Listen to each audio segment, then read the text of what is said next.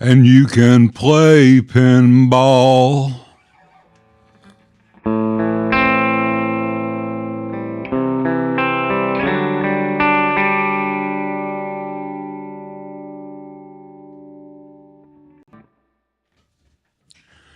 So this is that reissue 63, 335, into the non-reissue 65 deluxe reverb.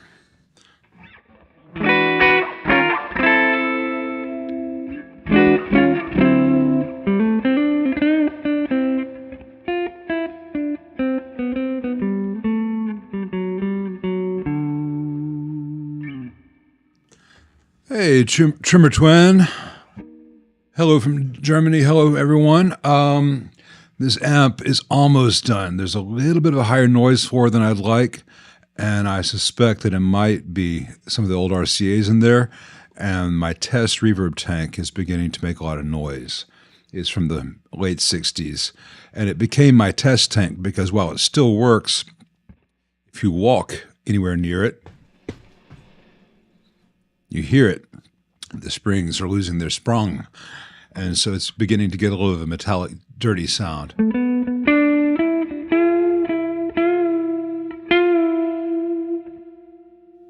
I don't know if that comes through that little distortion following the reverb.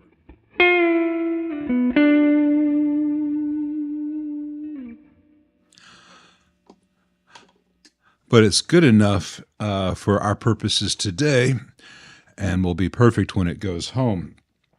The reason I thought I'd start off with this, and we'll get to everyone's questions, I promise, is first of all, I misspoke again. In the past two videos, I said some stupid things, and I want to clarify what I meant because it's been bothering me all week, and I wanted to clarify something I started to point out last week and then get sidetracked and just wanted the correction. So the minor correction is I said cathodiene phase inverter in a 5, sorry, I did it again. I said paraphase initially when discussing the phase inverter in a 5E3 Deluxe.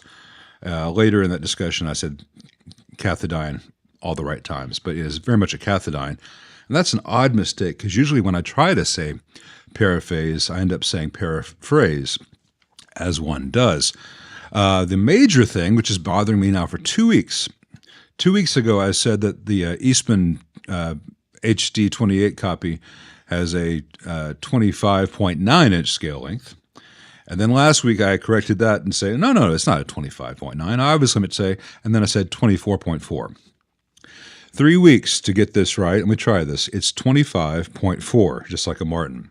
It does have a 12-inch radius versus a 16. But other than that, the neck is very much like a Martin.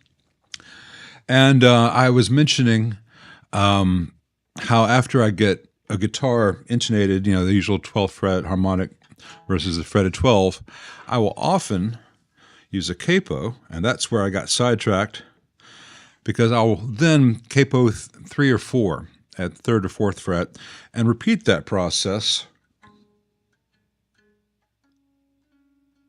and try to find the compromise between having that harmonic in tune and having the standard 12th fret harmonic in tune. And because a lot of us play up here an awful lot. And when you play up here, you're shortening the string length, which changes the mass and the way the string vibrates. So if you're playing down here after intonating here, all this can be in tune if your nut slots aren't too high. But then if you play up here, it can go really sharp. And so I find that on electrics, it's nice to compromise between, say, the 4th fret up here and the 12th fret. And if both of them are pretty close, maybe this one's a little bit flat, this one's a little bit sharp, overall, when you play, everything's good. And it depends on the guitar. If you're playing a lot of stuff down here, that's great. And if you're playing primarily this stuff,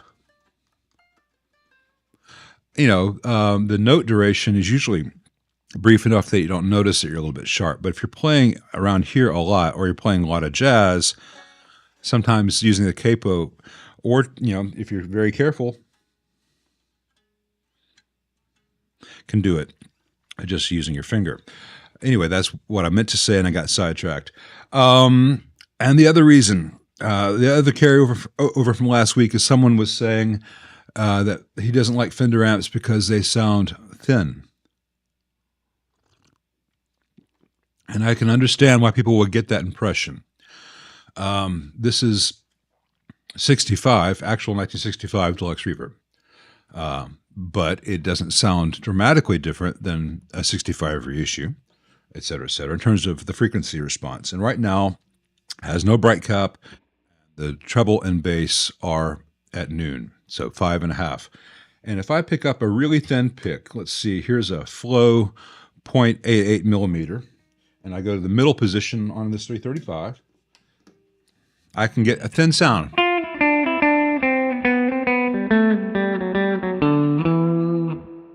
I use something closer to a Fender medium. This is a D'Andrea medium heavy, so probably the thinnest thing I ever used. You can get a little bit thin. You can also get thin if you pick parallel to the strings, rotating, or you can do the Benson thing.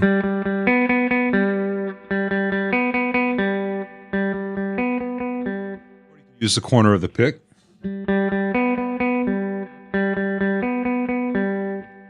Now I have the gate on, so did you miss anything that I said there? When this plays, you don't hear what I say. Did I have any dropouts there?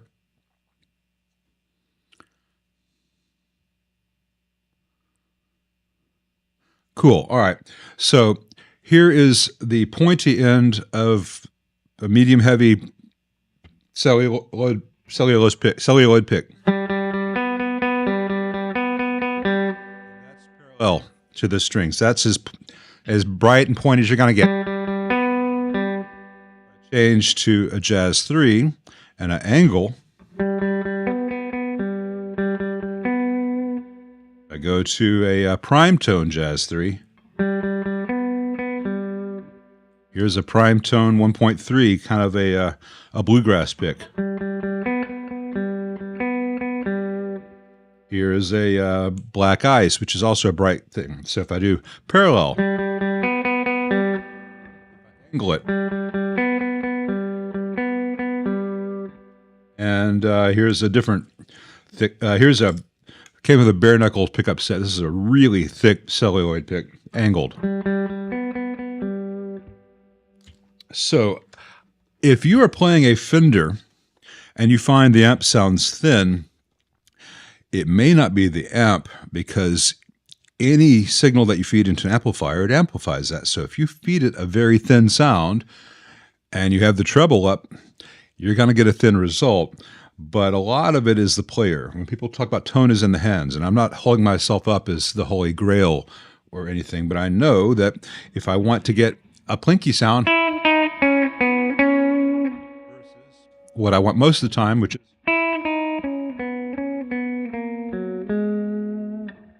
which is warm and controlled, and I can bring out the attack by changing the angle of the pick. Enough about that for now. Let's get to everyone's week and how things are going and the questions and all that fun stuff. And coffee. Noise gate is for about 1.2 seconds after I play. I think get the let out, that's the reverb tail, but I'll listen back and on this and see if I can fine tune it. I got better at it compared to 3 weeks ago, but it's hard because the only way I can test it live is with headphones, and it's really hard to find out. And Dustin, you got a TP40. I've got a TP48 in the mail. I'm going to try that, and I'll let you know what I think.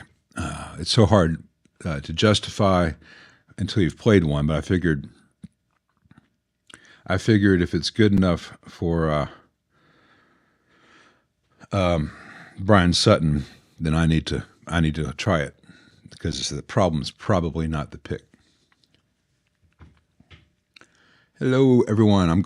I see the current stuff here, and then I see the stuff that's already been said here. So I'm working through the stuff that's already been said. Sounds almost as good as your Sheraton. Well, that's cool. I mean, I've had a lot of experience with different Sheratons, and some of them sound really good, and some of them sound like bricks. But I like the ones that sound good. I'm weird that way. Do I have any experience or thoughts on red iron amps? Hey, Corey. No, I've never heard of a red iron amp. I hope that they're good, but I have no experience with them, so I have no opinion thereof. Sorry. Hey, Stephen Ferreria. It's probably Italian, and I'm Spanishing it up. Rusty high school Spanish. Sorry, Stephen. 7189 tongue saw is worth it for an AC30C2. Absolutely. If they're good, and usually they will be. 7189s are just a more robust version of an EL84, and they can handle a little bit higher plate and screen voltage, and I like them. If they're good, I mean, if they're not microphonic and they're matched to each other and they don't hum, then they're good. What do I think of Vox AC15CC1? Aeroholic asks. I found one locally for $400. Spend for the AC15C1, the custom over the custom classic. I'm sorry that the names and models are confusingly similar. The custom classic was a good amp when it came out, and it was a much better amp in most ways than the previous AC15, which was the TB series. But the C is so much better than the CC. And you can get AC15C1s. I've seen them for $450 in the U.S. I don't know where you're at, but yeah, get the C. What's my go-to wire for guitar guts? Tom asks. Well, it depends on the project. I rewired a Tele for a guy 2 days ago, and he brought me two. I didn't have time to film that one. I'm going to film the second one for you guys. And on that one, he was going for a vintage thing, and I had some old cloth-covered wire from his Fender amp, because he had an old Fender amp where I had to take some of the cloth-covered wire out. So I reused that 22-gauge solid core cloth-covered wire for his guitar. I thought that was suitable, and it was certainly fine. And if someone wants me to wire up a Tele or a Strat or something and make it look like it was something done in the Fullerton plant, I'll be glad to use cloth-covered stuff. But in general, I still prefer to use the Teflon stranded stuff. 22-gauge Teflon-coated stranded, silver stranded is my favorite, followed by the top-coat stuff, which you can get suitable from Marshalls. I like that stuff that Valve Storms stocks. That's also very nice, though the diameter is much thicker. So if you're doing a complex wiring, it can build up a lot. So my favorite is still the 22-gauge Teflon.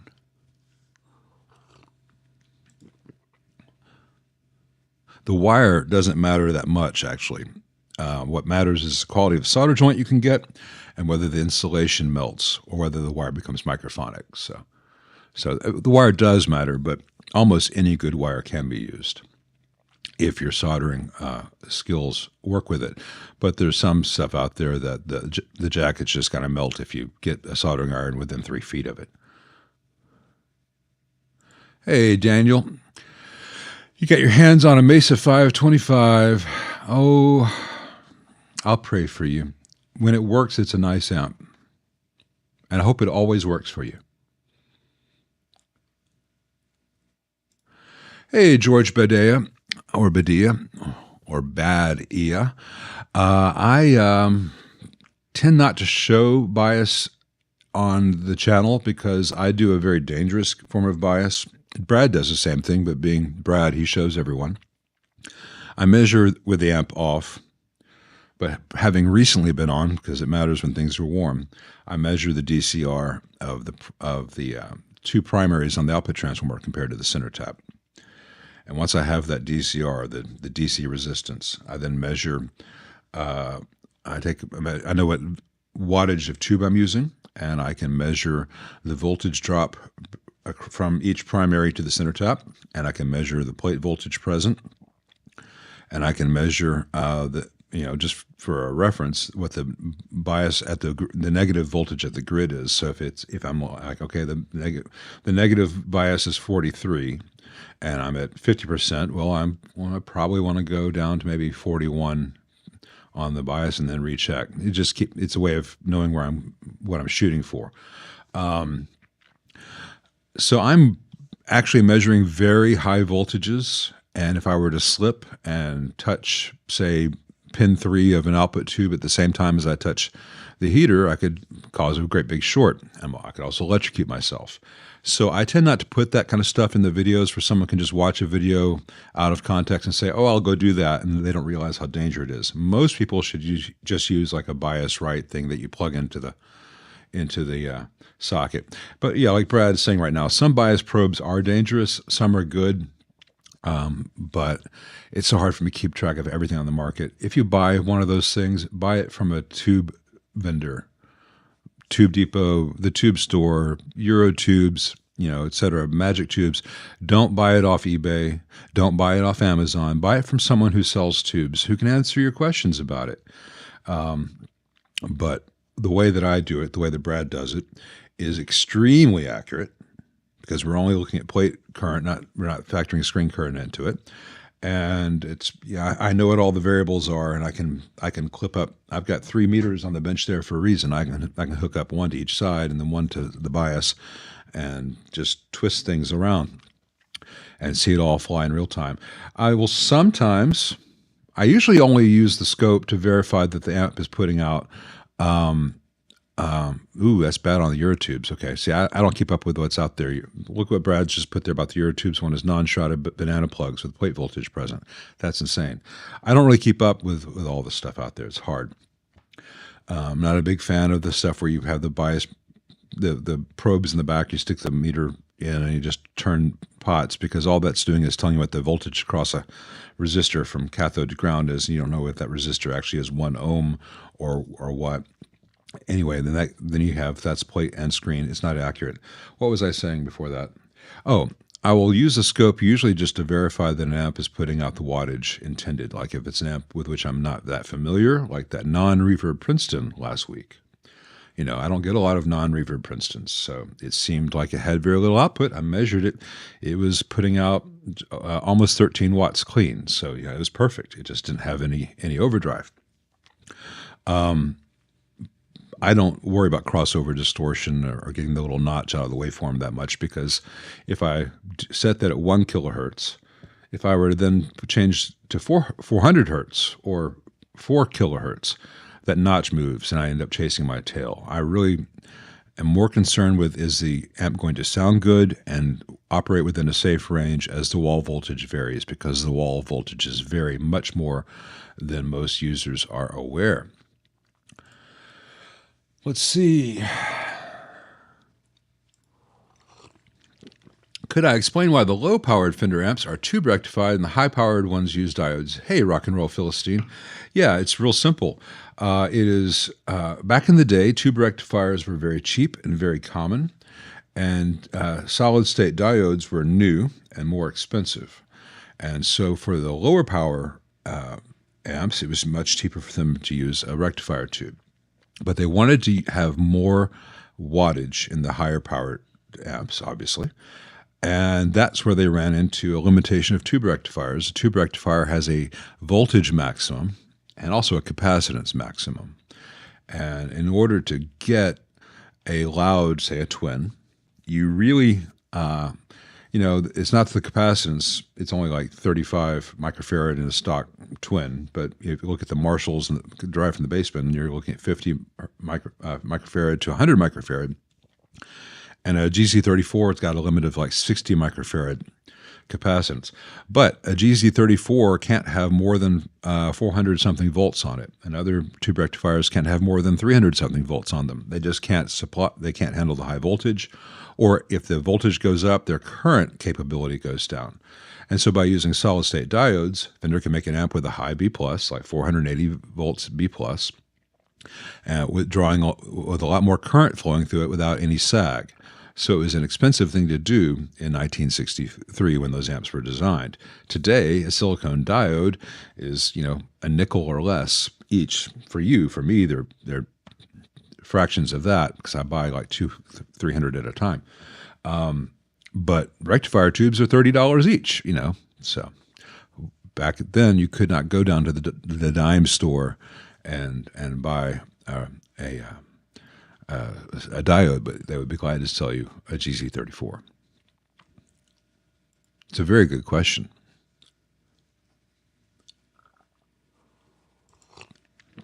Hey, it gets let out. Any advice for removing a stubborn knob from a 335? Shoestring or wire still requires more force than I want to use. All the other knobs come off easily. Yeah, just 1 second. Let me make sure my pants aren't going to go down.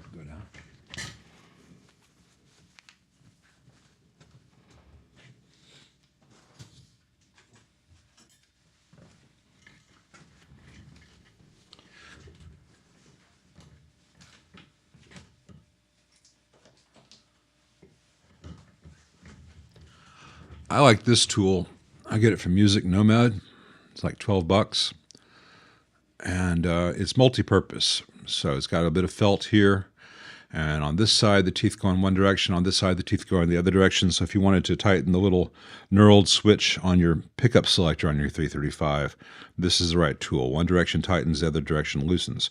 But also because of the way the felt is and the angle is, say this is the knob on the guitar, slide that under here, and then you angle up, and because of the felt, it doesn't damage the finish. And you don't put it under and then crank it. You put it under and do a little bit, then you turn the knob, and do it again a little bit, and turn the knob. So each time you're applying a little bit of force on a different area of the knob, and eventually it'll come off. And I've never had a problem with this. I have had to replace this once because over time the felt begins to come off. And once the felt comes off, you don't want to put this on an instrument or the front panel of an amplifier. But $12 and they last a few years before that happens, it's kind of a no-brainer. And it's really nice to get that knurled nut off on a pickup selector on a Gibson or Gibson style instrument.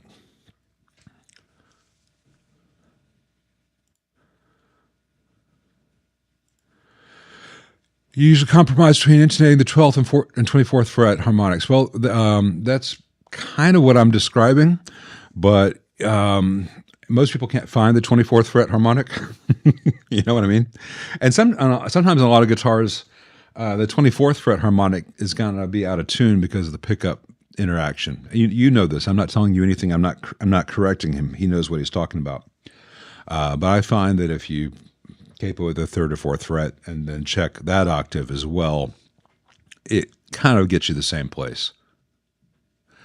One of the things I'm working on, and I might do it later in the stream while I answer questions, is tuning this thing. I've had this little tuner from TC Electronics is the Polytune. The Unitune's nicer. I never use the poly function of this, but I use it like it is a Unitune. But this only does the strict tempered note. There's no compensation or anything. And the needle mode, which is much faster to use, is accurate to 0.6 set of a cent. The strobe mode on this is accurate to 0.1 of a cent. Sorry, 0.2 of a cent on this. So 0.6 for this needle, 0.2 for the strobe, and then the Peterson version is accurate to 0.1 of a strobe. But the Peterson also has some tempered, compensated things I'm going to play around with, and I paid $15, $10 for the app, and $5 to get the guitar compensated things. And I'm going to play around with this and see if how different they are, both in terms of the straight mode, straight tempered tuning like this one has, versus the various guitar compensated things. Just because it doesn't matter if this thing is intonated here, though it's pretty good. What matters is the mass of the strings is different on acoustic than electric, and each string has very different tension. So it doesn't matter so much what the open string is. If I'm playing here, these strings behave differently on electric.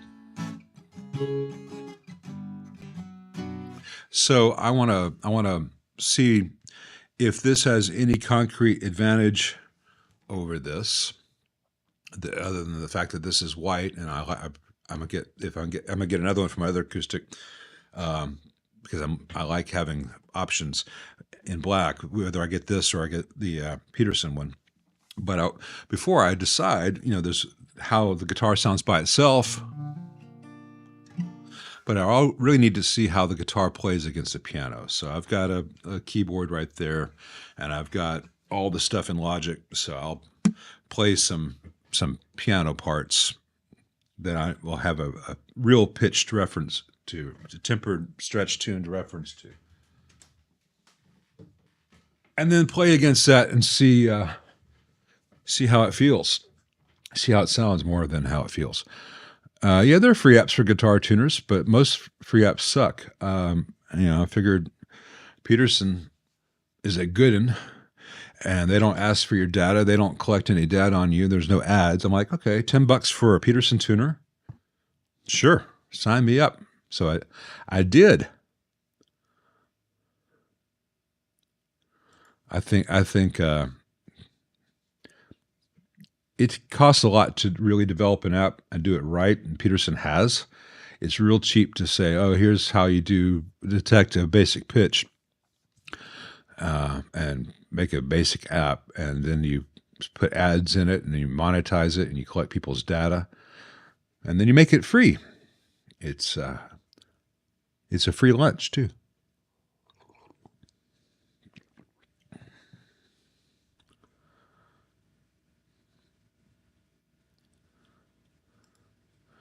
Hey, Milo. Sorry, Milo? Why'd I say that? Venus to Milo, maybe. Milo 316 doing a 6G2 and can't get the plate dissipation above 60%. Any ideas of the cause? Well, yeah. A 6G2 probably has that limiting resistor on the bias pot. Maybe it was originally 27K. Measure yours. Maybe it's drifted to 33K, in which case it'll never get hotter than that. And a lot of those old Fenders where it had a 27K resistor from lug 1 of the pot to the shell of the bias pot, I'll change that to 15K. Gives me I can get a hotter range. See if that does the trick. Or put in here if you've already tried that.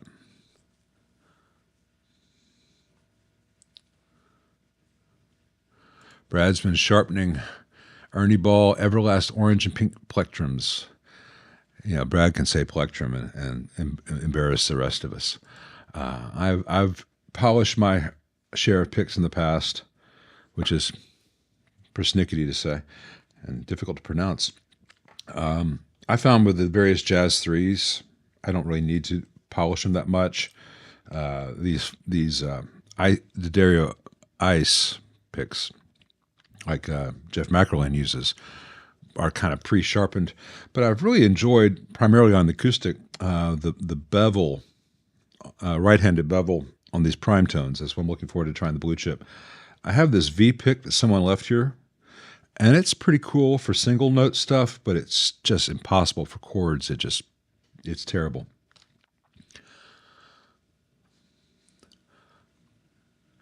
Let's see, and Tom here is picky, as am I. Mate grip, Gator grip matte finish Jazz 3. I've done the Gator grip stuff too. Also like on my red, and I got the red and the graphite jet. This Primetone. I got the red, the Primetone, and the graphite Jazz 3s, which all have a texture. The max grip on the red and the graphite. The print has a good texture, not quite as nice on the Primetone, and I've got an Ultex where I just feel the Jazz 3 thing. I don't like it as well. It's very bright. The flow is pretty good. The flow 0.88, and the black ice is really nice if you want it to be real smooth but bright. But of all these, I find that I like the prime tone and the red Jazz 3 sound the best. But I've been revisiting all this because every year I'm like, am I sure that that's really the best? Tone control, didn't skip you. On a 73 deluxe reverb with 20 microfarad, 100 filter caps, should there be two? I'm not sure you're saying what with 20 microfarad, 100 filter caps. What should be the two supply resistor values? Okay, dropping resistors. In a 73, stock would be 2.7K and a 10K, and stock would be 1 watts. Sometimes they'd use 2 watts because they had them handy. Previous to 73, it'd be two 10Ks as opposed to a 10K, 2.7K, then a 10K. I'm going from the screen node, they have a 2.7K, and then to the phase inverter node, then the phase inverter to the preamp, they have a 10K. So if you're looking at it, and the caps are here and the resistors are here, it'd be 2.7 and 10. Previous ones had 10K and 10K. They had less, like this one, compresses earlier. You can use metal film, carbon film, metal oxide. Don't use carbon comp. It's just a bad application.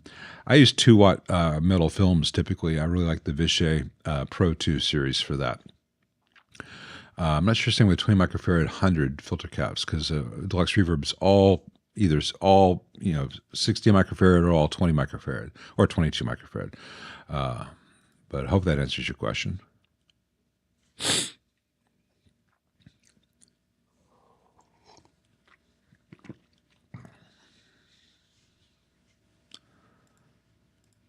Yeah, I like these prime tones. The Jazz 3 is a 1.4, and the larger one, which is right here, is a 1.3. I like it, but I'm going to try the blue chip and see if I magically have better chops. Hey, that guitar guy. Thoughts on having a treble middle bass tone stack after V1 coming off the plate versus at the end of the preamp off the cathode? Well, it depends on the amp because, if this deluxe reverb has a TMB tone stack after V1 coming off the plate.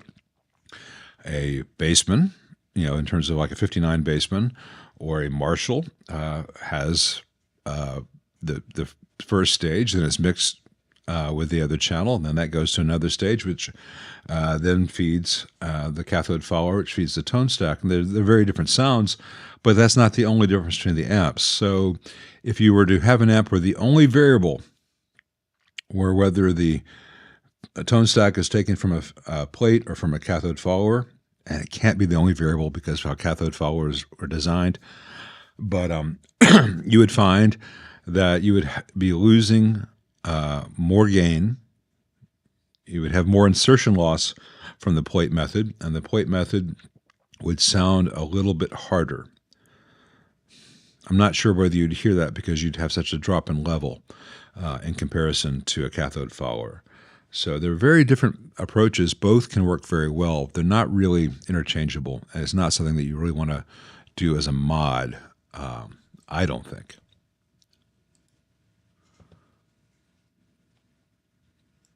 Hey, Stepford.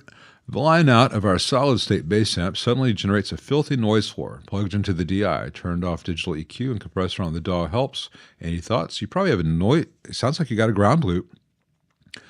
Make sure that you've got a ground. You should have a ground loop option either on the back of the amp or on the input of the DI. Not all DIs lift grounds automatically. You need to keep your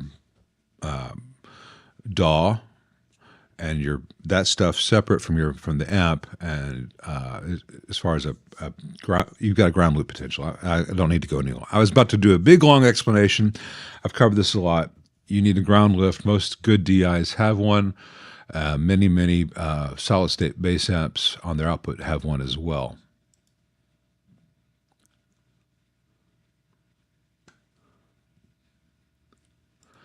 I tried a .60 like Van Halen, and it feels like throwing flapping a piece of toilet paper at the strings. Just nothing. I don't see how Van Halen used the damn thing, but he sure as hell did. But I can't get any kind of sound out of it.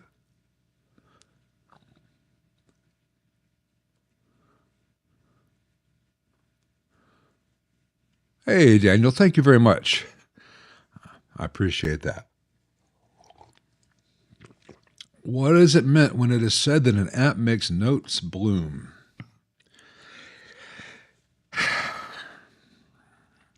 It's really complicated. Some of it has to do with the power supply design.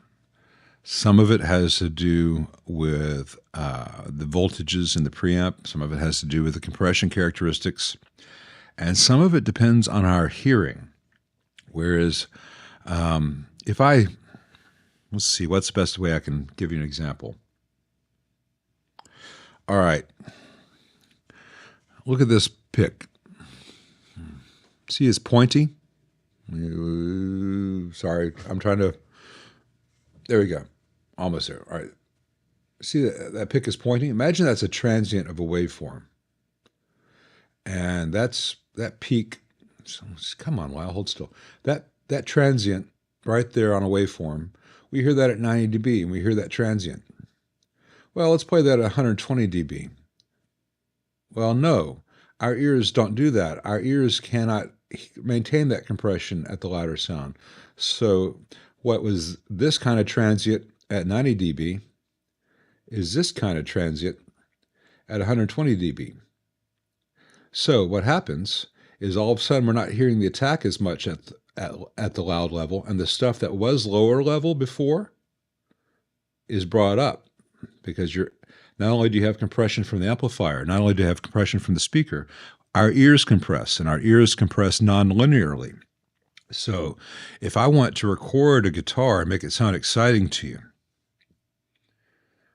and I can't say, well, this thing's awesome. I recorded it at 120 dB. It sounds like God. And you play it back on your phone at 80 dB, it sounds small. So what engineers have always done over the years is they hit the tape really hard to get that compression artifact into the tape, and it generates a little bit of distortion. And when we hear it back, those distorted nonlinearities and the fact that the transient is suppressed and all the other information is brought up in relation to the transient, that tells our brain that we are hearing a loud, exciting thing. Even if it's not loud when we listen to it, that we are here. Our brain is processing that as, oh, I can hear all these harmonic overtones and this distortion, and it has the characteristics of compression that I associate with a loud, exciting thing.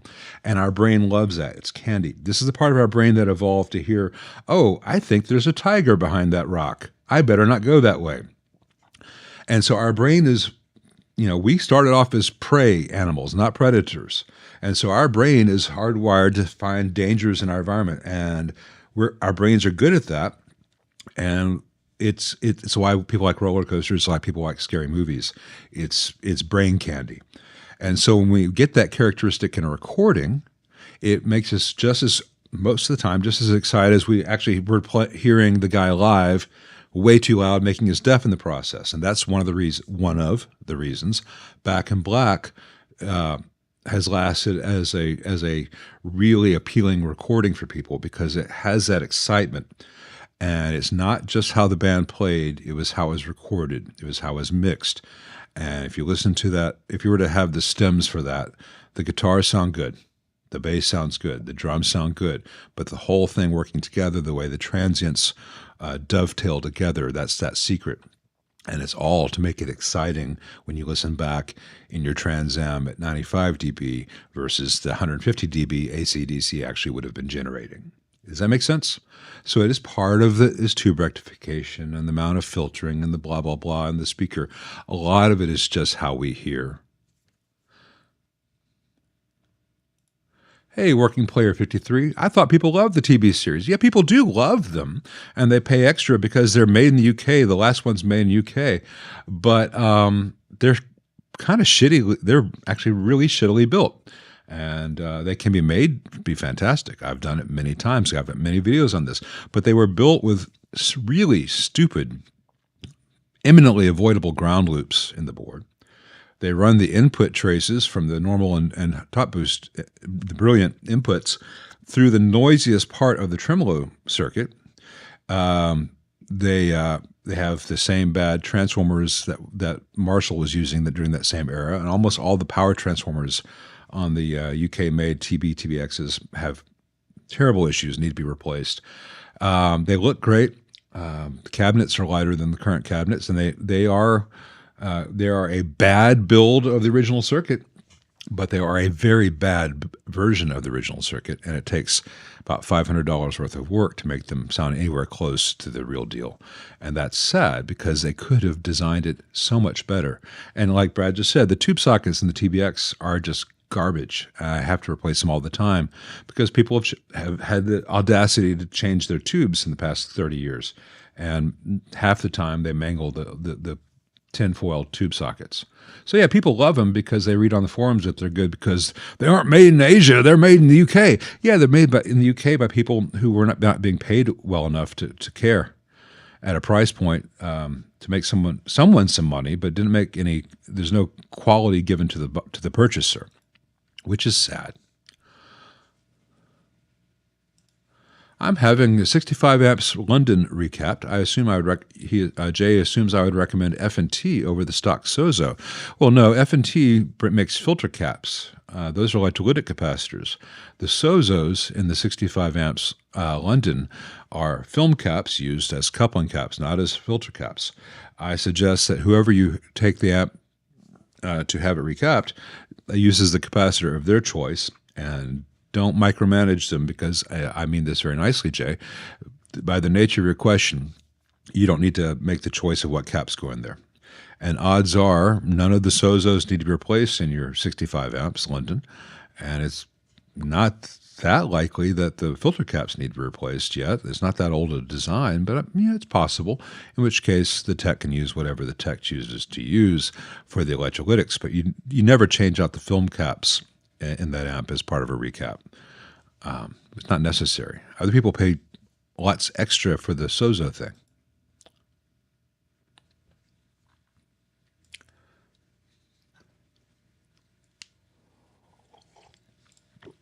Hey, Jeff, saw you on Keith's stream this morning about watches and guitars. I was wondering, besides replacing caps in a Princeton and moving the heater wires to an octal socket, do I run those connections to other tubes? I know, well, the octal tube sockets in a Princeton reissue are already wired to all the other tubes. They just they bring the heaters from the power transformer to the main board with those quick connects that burn through a fuse on the deluxe reverb. I'm not sure about the Princeton. I think on the Princeton as well. And then they have some heater balance resistors there. And then from there, from the board to the first octal socket, and from there it runs hand-wired to the next octal socket and then to the other preamp tubes. So all I'm doing with the heater stuff on that is I'm taking it off the main board, snipping off the quick connects, soldering it directly to the octal socket, bypassing the quick connects that like to get too hot and burn on the board, bypassing the unnecessary for our purposes fuse. And because I have now taken the heater balance resistors out of the chain, I add new heater balance resistors at the octal sockets. And then I move the screens from the main board to the octal sockets as well. That depends on the amp. Not all the reissues have screen grid resistors. But the Deluxe Reverb and Super and Twin certainly do. Hope that answers your question, Jeff. And thank you for being here. So I shouldn't use 18-gauge tin marine wire I took from work, JD's Associates. You can wire a guitar with that. It's just going to be really bulky for the purposes. You only have so much real estate inside most guitar control cavities, and what you don't want to do is have heavy wire that's being pushed against other things and causing mechanical mess or making it hard to fit in the space. So there's absolutely no reason not to use just 22 gauge. You could use 26 gauge if you wanted to. The trouble is 26 gauges that they don't have much mechanical strength. So 22 gauge is as light as I would go for mechanical reliability. But electronically, you could use 32 gauge. There's no current there, but it just would not be a reliable connection. You could tug on the wire and break the wire.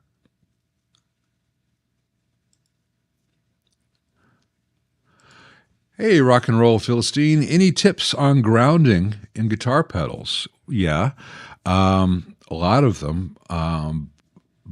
But in general, I would say that you want to maintain two principles. Three, sir. A tiger in Africa. Three principles. First of all, the shield, the chassis is for shielding. The chassis is not a ground path. So the chassis, the enclosure, should be tied to ground only at the input jack, either with the input jack or through a ground lug located very close to the input jack.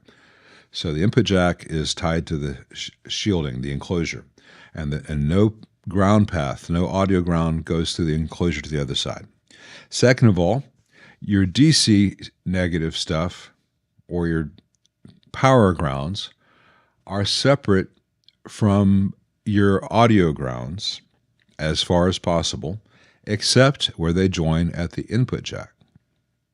So if you have a whole bunch of filtering for your DC stuff, if you have, or if you're using DC later after coupling caps, if you're using DC as a center voltage, if you're using ground at 0 volts DC as a center voltage in a bipolar supply, this changes. But in general, you want to keep all the input DC power negative stuff separate from all your other audio grounds and only have them tied together at one point at that input jack. Second of all, as much as possible, you don't want to have a ground plane with all the things grounded just connected to it. You want to have, when possible, a ground trace that snakes through the entire circuit from the input jack everywhere through in sequence to the output jack. That's the best way to do it. Now, there are times when you cannot do that. You have to deviate. You have to deviate along those lines. Hey, Jeff Frisbee. Yeah, ARS. ARS is not nearly as good as F&T. So hopefully they'll choose F&T. But maybe they've had really great luck with ARS. I find that a tech choose if you have a good tech and you can talk to their other customers and stuff and find that stuff out. You probably will get better results letting them make those choices for you. But if you see someone's amp and it's full of junk parts that they did, okay, that tells you a lot about that tech as well. But ARS are good. F&T tend to be better. Let's see, where were we? Oh, and my opinion on 7581A tubes for Fender amps, they're fine if you want to use them. There's a slightly different sound, very slight. You have to rebias, that's it.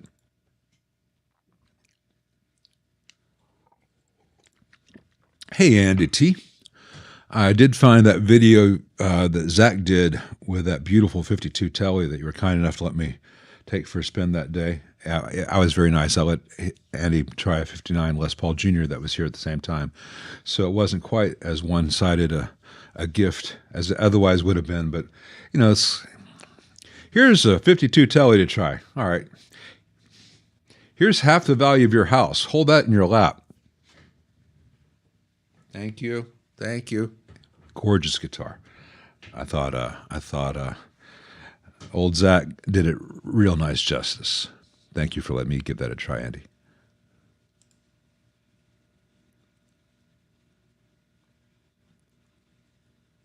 Hey, Jeff. Yeah, just go through that video on the Princeton. Most of it's 90% of all that you do on the Princeton Reverb reissue. Tighten hardware. Move the heater stuff over to those octals. Install the new heater balance resistors, like I said. So from pin 2 to pin 1 and from pin 7 to pin 8. And I believe they have the screen grid resistor on the board. If they do, then jumper those and add them at, so if the old wire was going to pins 4, move that wire to pin 6, and then put the 470 ohm 2 watt resistors or 3 watt resistors if you want to from pin 6 to pin 4. And again, filter caps on any of the Fender reissue stuff. Get those IC caps out of there. For anyone wondering why I say that, see the videos that my buddy Frank at Forgotten Gear Restorations just put up in the last couple days, showing what one MF cheap POS F&T cap did to someone's Blues Junior. So a $900 amp that'll never quite be as good as it used to be, because one of those caps did what all those caps will eventually do and charred the F out of everything. Hey, George Stritter, thank you very much. I appreciate that. I appreciate you being here. I appreciate the kind words. Can I briefly discuss power scaling, London power scaling? I have an AC36, but also a Marshall Major that really needs some additional taming. Thoughts? Thank you. Well, it's tricky. London power scaling is a trademark, and variable voltage is what other companies do. It is a way of taming the output by changing the wattage of an amp, and I find that it works much better, much more consistently, certainly in a cathode bias amp like your AC36. Because when you have a cathode bias amp, you only need to worry about scaling the power. There's a caveat to this, though. If you're doing it in a fixed bias amp like your Marshall Major, it gets really tricky, because when you turn down the voltage overall to the output section, you also have to make adjustments to the bias, so your bias stays relatively the same, proportionally the same. That gets really complicated.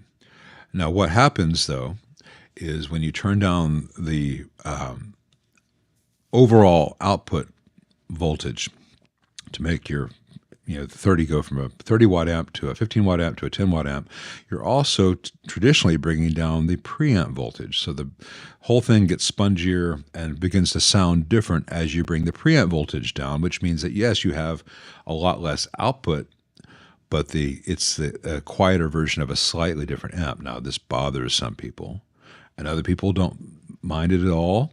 Others love it. A lot of people don't notice, but it is a thing. And so what then you can do is to say, well, then I'll just scale the screen and the anode on the output section, and I'll leave the preamp stuff alone. But what happens then is, as you turn down the power to the output tubes, they draw less current, so the B plus goes up to the preamp. And so the preamp begins to have a lot of headroom and to begin to sound sterile. It won't sound like a Marshall Major anymore, for instance. So then you have to say, all right, well, then I need to put in another circuit, which is called a voltage clamp, which means that as I turn the voltage down into the output tubes, the voltage going to the preamp cannot exceed X, Y, or Z that I set, which means that you have two new very complicated circuits in there, two new big sources of heat, because even though it is better than the old Zener diode stuff, it is still, you're dissipating heat through a MOSFET. Even with the transistors, buffering that to some extent or scaling that, there are two new big sources of heat and two new big points of failure and very complicated circuits. And I have found, having done that a lot, that I tend to find a good Larmar or other good quality post-phase inverter master volume to be just as effective, to have a similar amount of transparency. Nothing is truly transparent. And to be 4 parts versus 40, to have no heat issues, and to be very reliable. And the goal is never to make a 30 watt amp into a 3 watt amp, or to make a 100 watt amp into a 10 watt amp. The goal is to say, all right, this amp is 120 dB. I need to get that down to 90 dB. So you're taking your 30 watt amp and making it 16 watts, equivalent, in terms of the output level. And as long as you're just doing that, it works really well. And if it's still too loud, it's too much amp for that gig. I've got a client who has a 65 or 66 super reverb that he uses for big gigs. He called me and said, what should I get for smaller gigs? This is too much for a lot of things. And I said, well, the next thing down is either Vibrolux reverb or a deluxe reverb.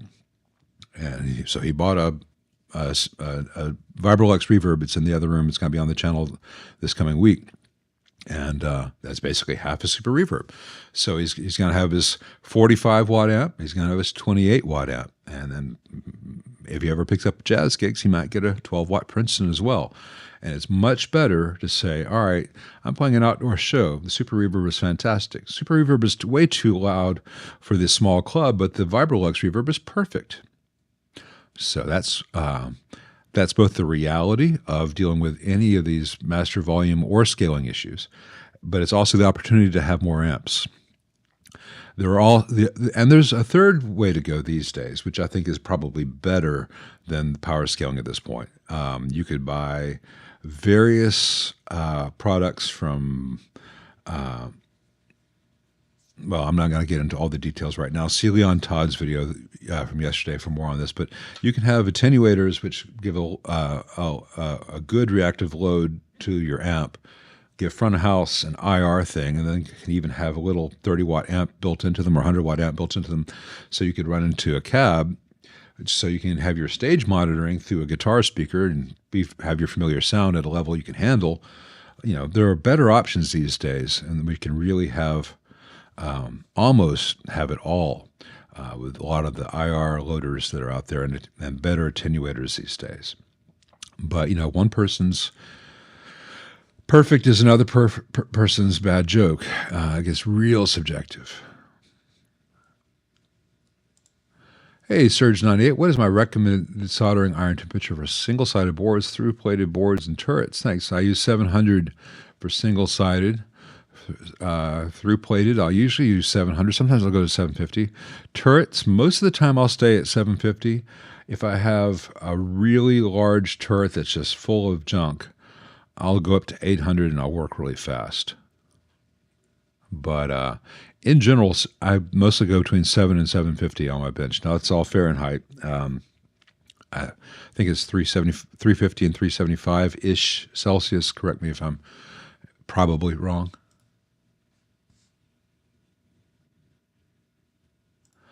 Hey, Kenichi, I don't have any experience with the JHS pedal. I've never seen the inside of one except in a video. I've never tried one in real life. Josh seems to really know what he's doing and be a pretty upstanding guy, but I don't have any skin in that game.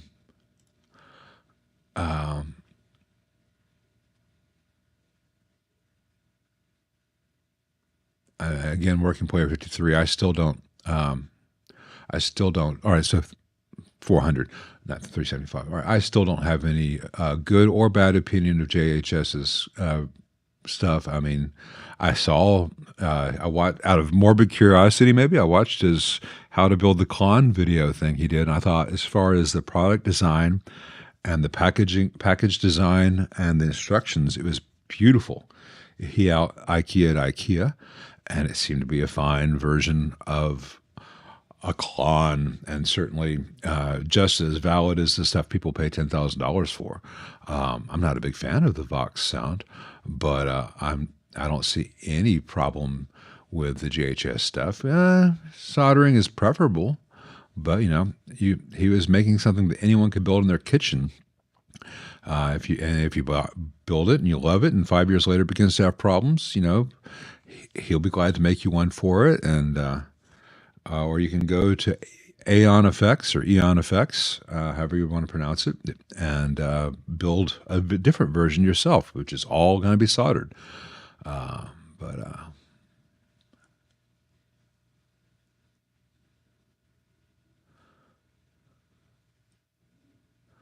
When I get back, we're going to take our first intermission. When I get back, we're going to get to Omelet Sock's question about his Viscount and the hum with the reverb stuff. But I think this is a good place to take our first 7-minute intermission. So I'll see you guys in a bit.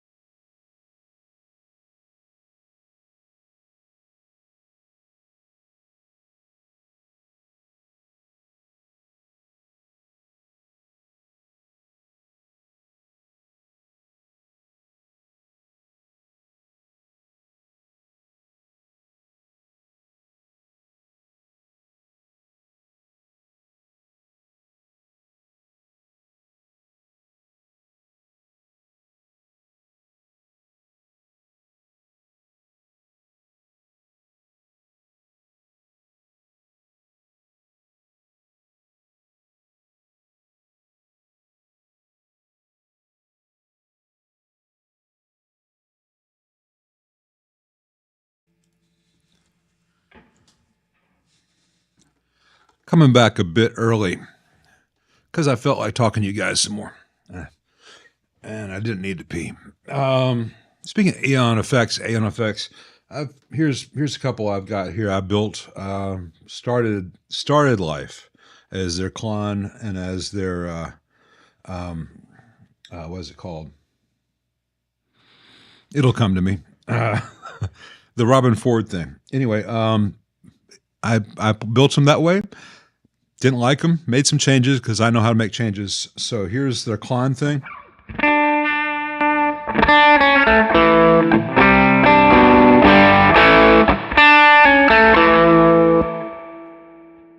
Zen Drive, that's what it's called. Here's their Zen Drive thing.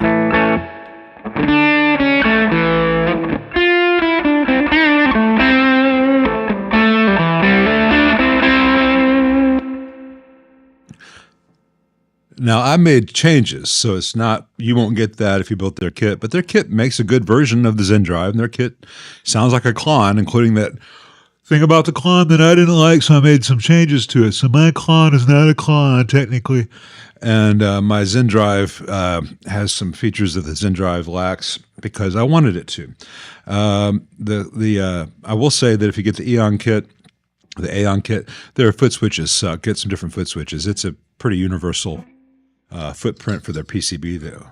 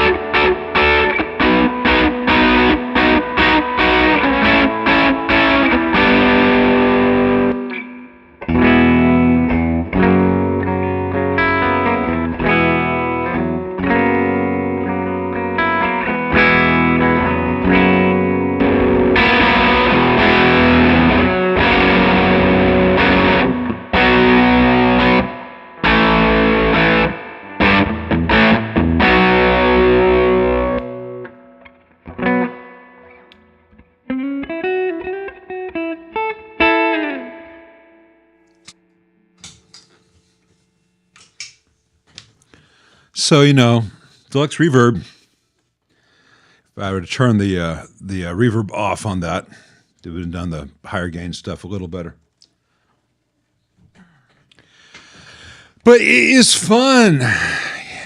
And remember that one should not play that stuff when one's hands still feel like they're covered in concrete.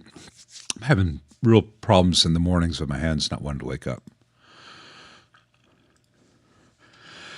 All right, where were we? All right, omelet socks. Got a viscount. Got a loud hum when he brings up the reverb knob. Reverb still works when it hums and when the tank is disconnected in the ideas. Yeah, you've got a problem somewhere in your reverb recovery stage.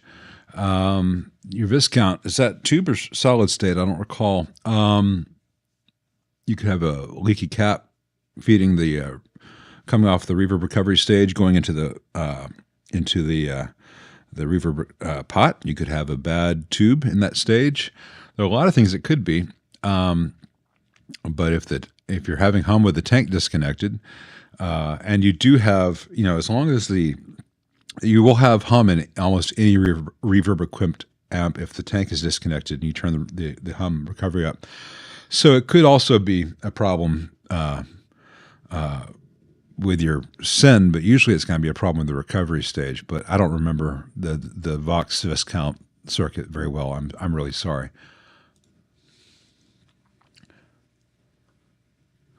I have no idea about the build quality of the new Electro-Harmonix MIG. Sorry, RJ Electric.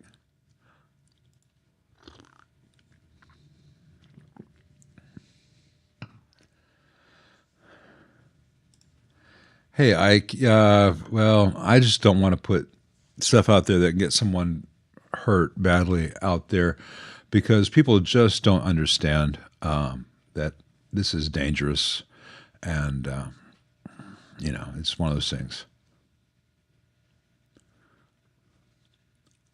I'm not going to get into suspenders. Ork. No. Yeah, spoons will work. Jimmy Joe, fine. You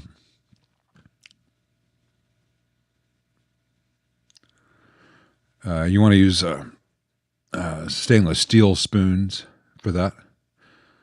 But I find that tool is much more convenient and is multi-purpose versus spoons. I mean, spoons are technically multi-purpose, but I tend to leave them in the kitchen. But if I didn't have that and I had a real stubborn knob, yeah, I've done the 2 spoons trick.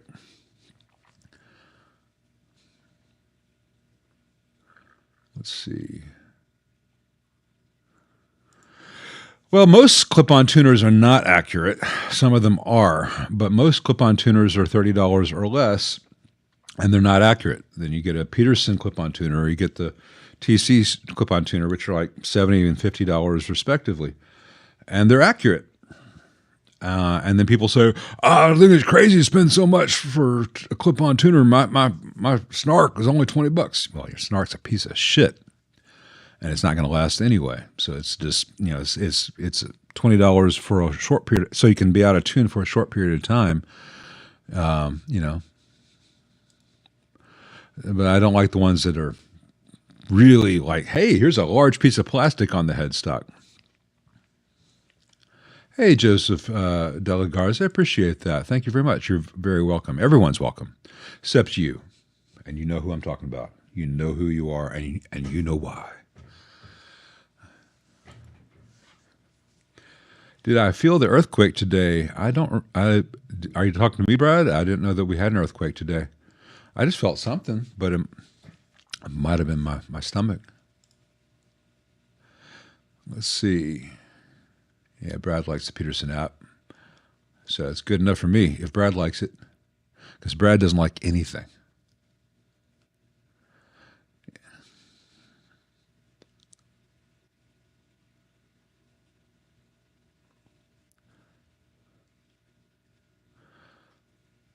Let's see here. St. B says, hey, Lyle. Hey, St. B. Restored an old AC30 top boost from 66, and I checked the output on a scope. As soon as I turned down the cut, the sine wave shows oscillation goes crazy. Got an AC30 CC2, shows the same behavior. Well, as you turn down the cut, you're going to have the brightest possible sound. So that's when you can get oscillation. And you can get real 4.1 in Tennessee, huh? Sorry, I'll get to the earthquake in a minute. So if the cut is turned all the way down, you have the brightest possible thing. You're going to have reflected impedance off the primary of the output transformer affecting the EL84s. It can be a little unstable. And depending on where the bias is set, where the voltages are running, and also the fact that those things have almost no screen grid resistance whatsoever with 100 ohms. I always bump those up. It really helps those things out, and at least go to 470 ohms, but I prefer 1K. Are you getting audible oscillation, or are you just seeing weird things on the sine waveform? Because the sine is gonna be, the EL84s on that amp really don't want to have the cut all the way down. I would not do any measurements with the cut all the way counterclockwise. From noon to 5 o'clock is pretty much the range that's going to be most useful. That's always been the downside of Vox, is that it's very possible to have very bad sounds. They made the range such that you can sound terrible, and you have relatively narrow sweet spots in which those spots it sounds fantastic. So unless you're getting oscillation to the point where it's actually audible or negatively affecting things, it may be just one of those things where you're seeing the behavior of the reflected impedance of the primary on the EL84s. There are different ways to do that. Yeah, Viscount, yeah, but come on, man, Rob, it's a Thomas organ made for U.S. market. It's a Viscount. Viscount, the Marquis, the Marquess.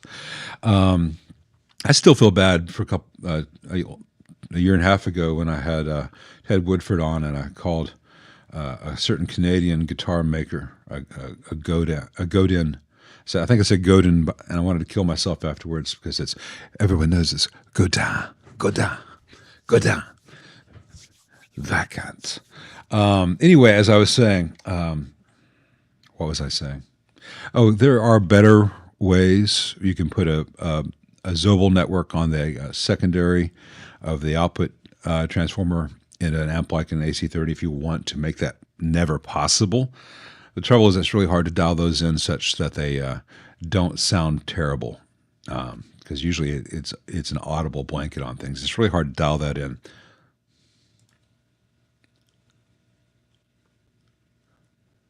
If an amp suddenly has more gain than it used to and all the tubes check out, is it possible an input resistor failed? Jay Frisbee asks. Unlikely to be an input resistor. And it really depends on the amp, because if you all of a sudden have more gain, or do you mean it actually has more level, or it sounds more distorted? Because if it sounds more distorted, you could have a lot of things going wrong. You could have uneven output. So the Class AB, the push-pull section is no longer pushing and pulling the same amount, and then you'll have distortion. And it gets to the point where you get a drop in volume, but everything sounds dirty. So I need some more information, Jay. If you can give me more info, the more information you give me, the more information I can give you.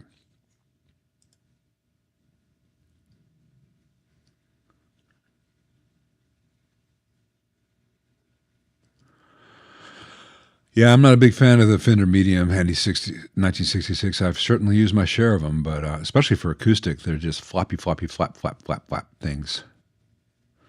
And I've gotten to the point where I hear the flap on electric as well. Would it hurt to use only metal film resistors in a Fender rebuild? George asks. Have I noticed any sound differences between carbon resistors and metal film? Yeah, it won't hurt anything, and you may like the sound. You may not like the sound better. You may like the sound not as much. You may not notice the difference. I think there are people on forums telling you that if you put metal films in a Fender, you will ruin the amp. And there are people on forums telling you, the same forums usually, telling you that unless you put metal films there, the amp will be noisy and unreliable. Neither of those things are true as a blanket statement. In the amps that I have come in on a 50s or 60s amp that was originally built with carbon composites, I will use carbon composites because I'm restoring a piece of history, and they sound really good that way. You know, did you like what you heard at the beginning of this hour with that 1965 Deluxe Reverb? Those are all carbon composites. Most of them are original. If I'm building a new amp, or I'm restoring an amp from the 70s or 80s, I'll tend to use carbon film because carbon composites are no longer being made, and they're going to get harder and harder to find. And carbon films sound very similar. There are spots in certain circuits where I will prefer to use a metal film, and I will use a metal film, but that's going to vary from circuit to circuit. There's not a hard and fast rule. The differences, the sonic differences, are not like, hey, I changed this one resistor and everything changed. No, I changed 30 resistors, and cumulatively it had a mild effect on the sound. And those things, those are the make or break differences between a good amp and a great amp sometimes. There was a video that Yeatsy did. If you're watching this, Yeatsy, hey, where he had I think an early 60s Bassman. And out of all the capacitors in the entire amp, he changed one capacitor. The capacitor for the bass part of the tone stack between an original semi-leaky Astron and like a blue Sozo and a yellow Vichy MKT 1813. And people in the comments described all these big differences in what they heard between this cap and this cap and this cap. I listened with my eyes closed, and there was no difference. He had a looper playing the part. There was no difference between the three recordings because it was one capacitor.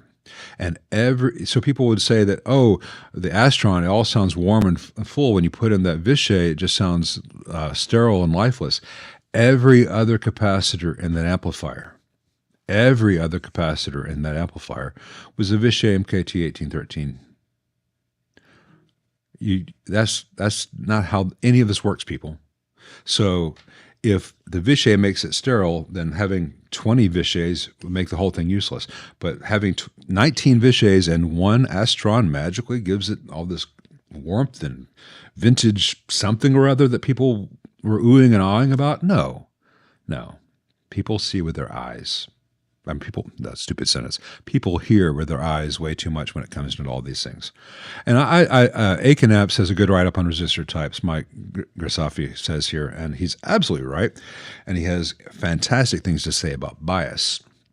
And sometimes I worry that many of the things I tell you are just pale regurgitations of things that Randall Aiken has written on his website, because his white papers are phenomenal.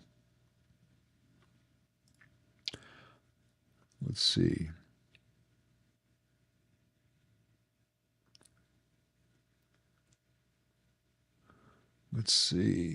Hey, Brad, I'm sorry you're sick again. Get a dog up you. Let's see. Hey, Pastor, the red output transformer center tap in a 6G3. Okay. Yeah, connecting it to the rectifier pin 8, along with the lead from the positive and the reservoir cap is okay. Yeah, it's fine. I mean, electronically, it doesn't matter if you go from here to here to here, or whether you go from here to here and here to here. So those three are tied together, as long as you can do it in any sequence which works for the layout. Absolutely. There was a response. Let's see. Jay Frisbee said, it seems hotter and more distorted earlier breakup. That could be a tube has changed. It could be a resistor has changed. If a resistor is drifting higher, especially if more than one's drifting higher, you can have more breakup. It's really hard to say, but it's most likely not going to be the input resistor. Those input resistors are grid stoppers, mixers as far as the high gain, low gain input, and setting a limit to the input impedance impedance. So I would have to have your amp in front of me to tell you why it is doing what it's doing, unless you have some measurements. The best thing you can do, if you're able to do it, is track the voltages. So if you have the voltages written down for this amp, and all of a sudden the sound changes, and you go back and see what the voltages are now, if the voltages have changed dramatically in one tube stage versus the others, then sometimes you can say, oh, I've got something has changed here. Speaking of which, I don't remember who is asking for the voltages in that Marshall, but I have them all written down, and I'm going to be doing a video on that Marshall. The next video on that 78 Marshall, those voltages will be listed on the screen for you, because that stuff is hard to find. Hey, RJ Electric, are amps with rectifier tubes more prone to failure due to transportation, vibration, etc.? Yeah, absolutely.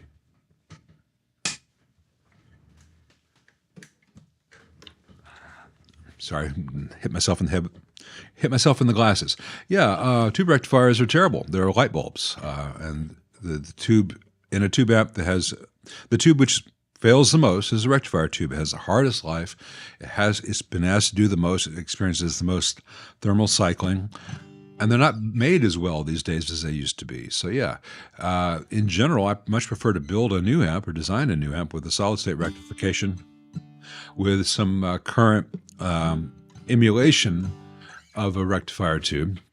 But it's possible to keep rectifier tubes going, but they do last less. They are usually going to have more issues than any amp with a solid state rectification. Thank you, Ken Tucker. Absolutely. It was a good fish, and went wherever I did go.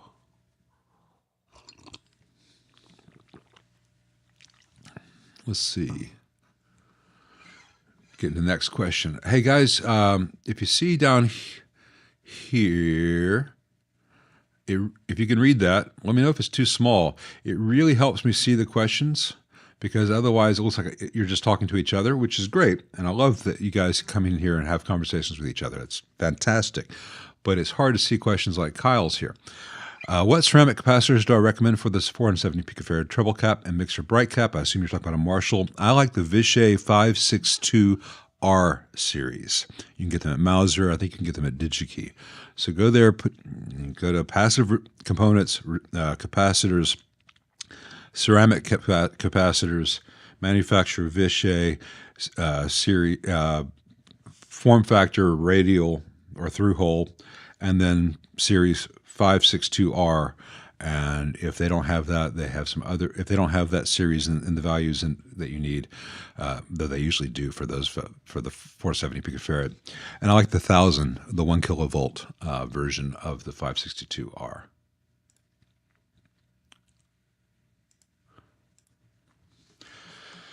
Hey, Sun Tzu just rebuilt his AA. He just rebuilt his AA371 to AB165 AA864 hybrid. Is it normal to hear intermittent ringing from the tubes that's undetectable on a scope? Well, it depends on where you're scoping. It may be too brief to register on the scope, but if you're getting ringing from the tubes, usually that's going to be microphonic tubes. It's not normal to have any ringing in the output section of the AA864 phase inverter, so long as your grids are connected correctly, your primaries are connected correctly, and you reverse the black and green wires on the output jack. I'm sure you have, Sun Tzu. I've seen your comments in these streams, and you seem to be very thorough and you've paid attention in class. Thank you. Hey, Frank. Speaking of Frank.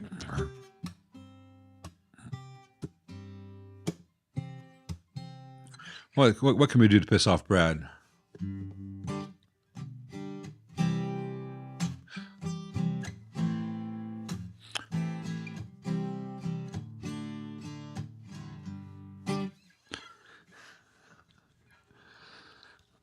Let's see, where were we? Okay, Brad's on his Linux rant. That's good. Okay, JD's Associates was kidding about the 18-gauge wire. Well, I never know what people are kidding about, because I've had some serious questions on here. It sounded like jokes to me, but I have to take everyone seriously at least the first time. Hey, to store another 6G3 question, I like to repurpose the back panel ground for an HT fuse, taking the HT center tap to the tip and the ring to the negative end of the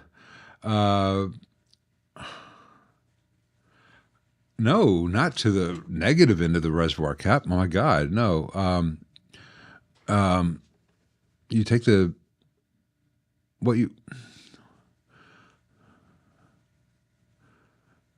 certainly not. You don't want to take the HT center. No. Oh, I see what you're saying. Okay. No. Do not ever fuse the HT center tap. Sorry, I thought you were talking about the reservoir. Pause. HT center taps should not be fused. That's a terrible, terrible thing. And yes, I know major manufacturers have done it, and they have caused failures when they do that. Everything from Vox blowing up GC34s with their custom classic series, to a lot of people trying to build Dumble steel strings, stingers, swingers, whatever. And when the center tap goes out, then all of a sudden their bias, which is derived from the HT, goes over 700 volts and all the caps blow up. No, if you want to install an HT fuse, that is a high tension fuse, you're not fusing the center tap, you're fusing the B plus going to the plates of the power tubes. So you would have your rectification, and after the rectification, you would have an HT fuse, which then feeds the rest of the amp. So it's a B plus fuse, but you're not fusing the center tap to do it. Look at literally every Marshall schematic where their HT fuse is, put it there.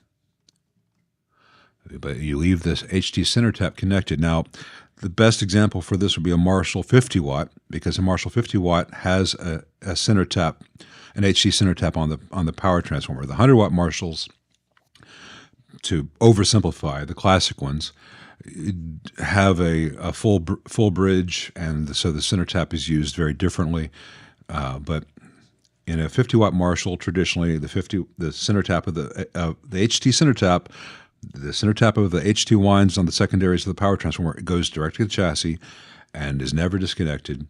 And the AC wires for the HT go to one side of the standby switch, and one of them is also tied to the bias at that point before the switch part of the standby switch. And then from the standby switch, the two wires go to the rectification and through the rectifier to B+, and that's where you'd run to the innermost point of an HT fuse. And from the other side of that fuse, you would then run to the reservoir cap and then to the output transformer center tap and all that fun stuff.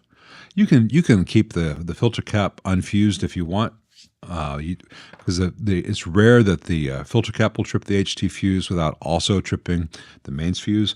The issue is a power tube failure. So the HT fuse is really there to protect against a power tube failure. But you can add the cap after the fuse or before the fuse, but you want to have the output transformer center tap after the fuse. Hopefully that's clear. Let's see.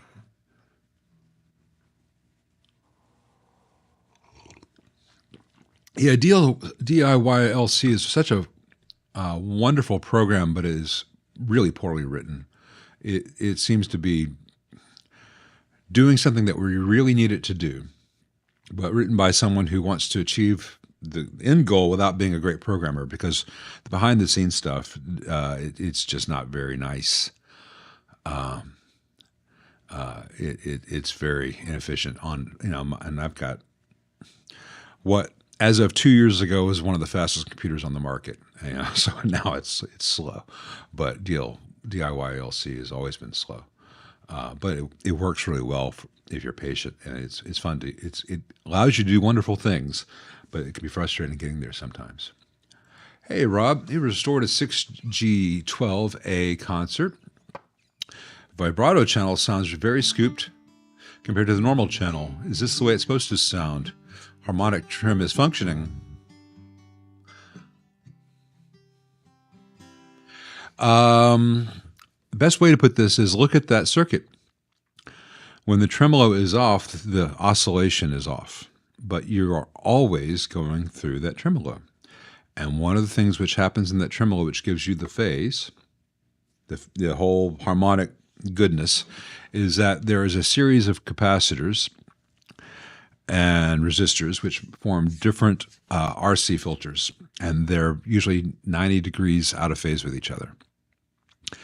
And it splits off into two versions of this. And so it is not abnormal to have a very scooped sound on the vibrato channel compared to the normal channel, particularly if either the resistors or the capacitors involved have drifted. So, like if you have a 500 picofarad and a 2 nanofarad cap split off from the plate, and they have different resistors coming from them that then mix them together, and if those resistors drift or the capacitors drift, your phase relationship changes, and you can get cancellations even when the vibrato is off.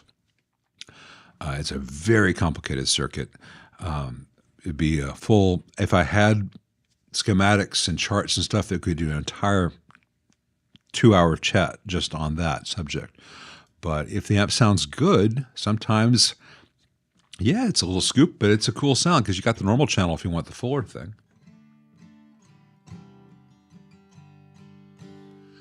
Hey, pre-war guitar, we're not going to get into this.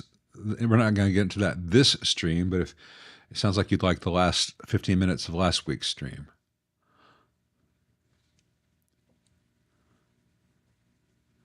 All right, let's see. Nauticlon isn't even Swedish. Well, I think if you had the Swedish meatballs here at the IKEA in Cordova, Tennessee, Pastor, you'd question whether IKEA really was Swedish in these days too. Thank you, TC. Appreciate that. Hey, Frank says that guitar sounds great. Earthy mids with a little zing on top. It really is a nice guitar. This is, I don't know if you saw last week's. This is a 99 Southern Jumbo.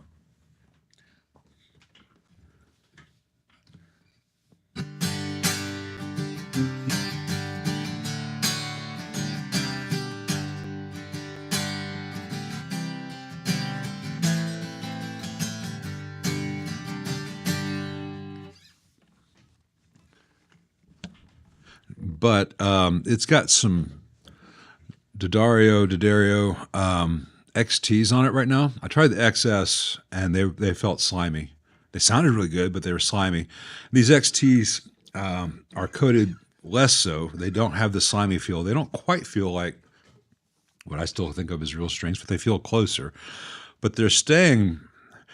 It's odd. They're not as bright when new as real new phosphors are, let alone new 8020s are.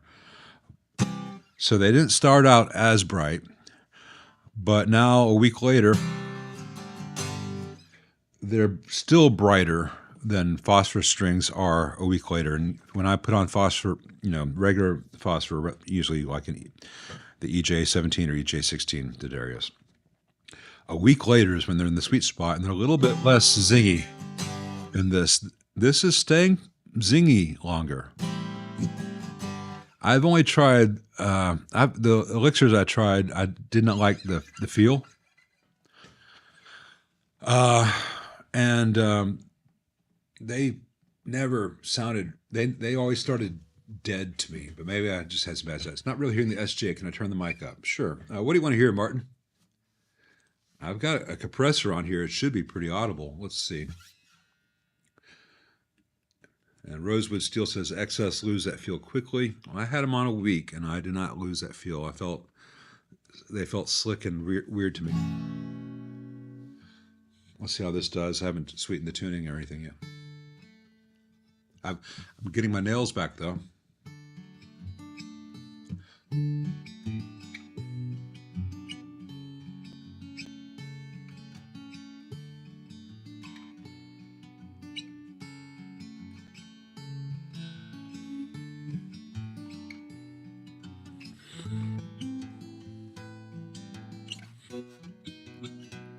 Out of tune.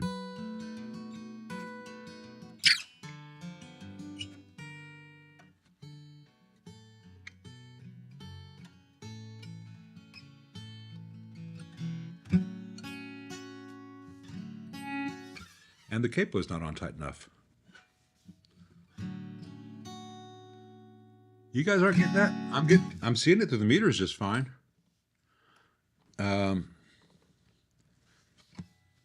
That was finger pick, but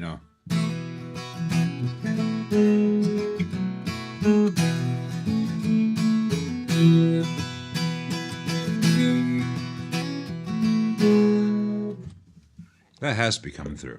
That just has to be coming through. Oh, I know what the problem is. Shit, that's gonna sound terrible. I've got a thing on there. Let me try this again. I had a filter on which detects the human voice. It's one of the good applications of AI, and it's really good for that. But I forgot it was on. It makes the guitar sound awful. Try this again instead.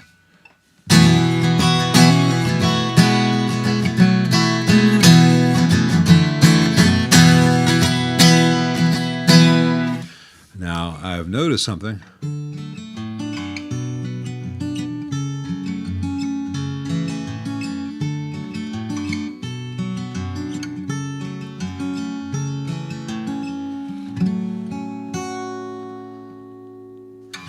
The action. Sorry about that, guys. I forget because I'm not hearing what you're hearing. I'm hearing just I'm just sitting in a room. I'm hearing my voice. I'm hearing the guitar. If I do headphones to listen to what you guys are hearing, then I've got a 10-second delay between what I say and when I hear it, and that just freaks me the fuck out. I can't do it. Well, yeah. All right, I'll leave it off. But anyway. It definitely makes it sound better to most people, Brad. But that's just for voiceover stuff. Anyway, I did after this had set with the new strings for about a week. I tightened the truss rod a bit, And then the weather changed on me, so I think I need to loosen it a little bit because I was getting a little bit of.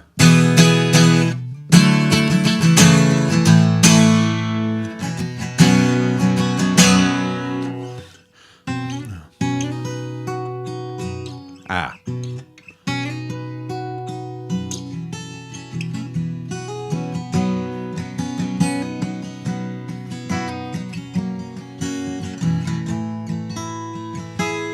Can I play some Beatles? I just played 2 Beatles songs. Sounds good for a Gibson. Jesus, what do people think Gibsons sound like? You know, Gibsons are on about 60% of your record collection, I bet, unless you're into bluegrass, in which case they're only on about 40%.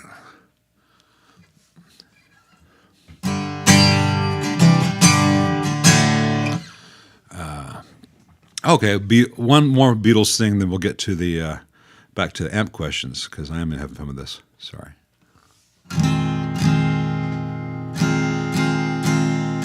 And this is a 57, which still has the EQ and compression set for vocal, but I'll put it here closer to the body joint. Let's see. Take 2.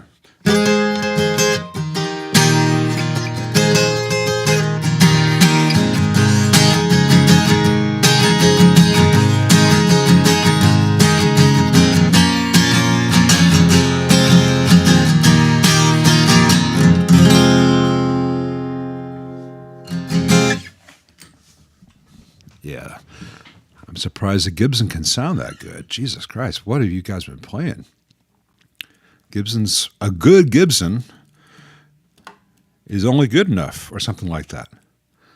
They can be really nice guitars. Of course, they can be absolute dogs as well, and you can pay extra for the absolute dogs sometime. Omelet socks. I cannot help you further with the Viscount or a Viscount. I apologize. It's just an odd circuit from a time with very different technology, and it could be as something as mundane as a bad germanium transistor that'd be almost impossible to replace these days. So, sorry.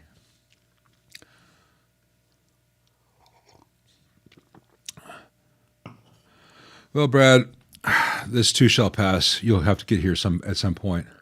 But I understand your hesitation these days. Hey, Olivier. All the vintage tube amps I've seen are transformer, rectifier, caps, resistors. Do I know any tube amps for more advanced regulated power supplies? Thanks for the great content. Well, you really don't want to have a regulated power in a tube amp because part of the magic, if there is magic, is that as the power required changes, the power available changes.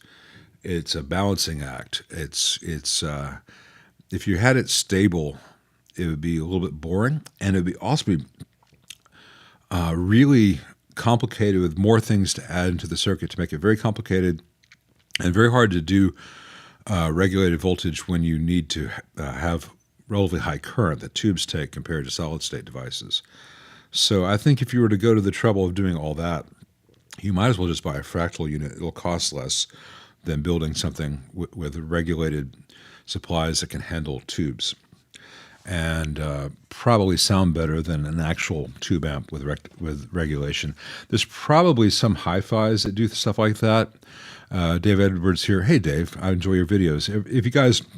After this stream, you all guys go check out Dave Edwards Designs. He's got a real nice channel as well, and he needs some subscribers, so go do the thing, guys. But he says KT88s and some hi-fis have the screens on a regulated voltage supply. That's true. But it's one thing to regulate a screen supply, which doesn't have that much current. If you want to regulate the entire thing, you're going to end up chasing your tail. And remember, that's for hi-fi, where the goal of a hi-fi is almost 180 degrees from the goal of guitar amps. We want distortion. We don't care what the THD is. We want it to sound awesome and help us get chicks or something. And I think the goal of most hi-fi guys is to sound expensive and help us get more bearded middle-aged friends. So it depends on what you're after. I don't like saying chicks on here. I don't want to be sexist, but I do want to make fun of middle-aged men and their hi-fi obsessions. So,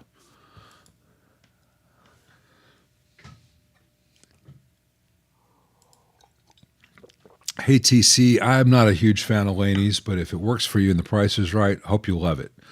But I've never found that they're particularly well built. Some of them are really pretty though, and some of them sound pretty good. I just don't think they're gonna sound very good for a very long time. Hey, did Amnesia? What do I think about the 1972 Bassman 50-watt Silverface amp? I think I had a very early 70s Fender Bassman 50-watt on the channel 2 weeks ago. So see that video for that. I'm pretty sure I did. If not, it is a very nice. I know that I did. It's a nice amp. It's cleaner than a.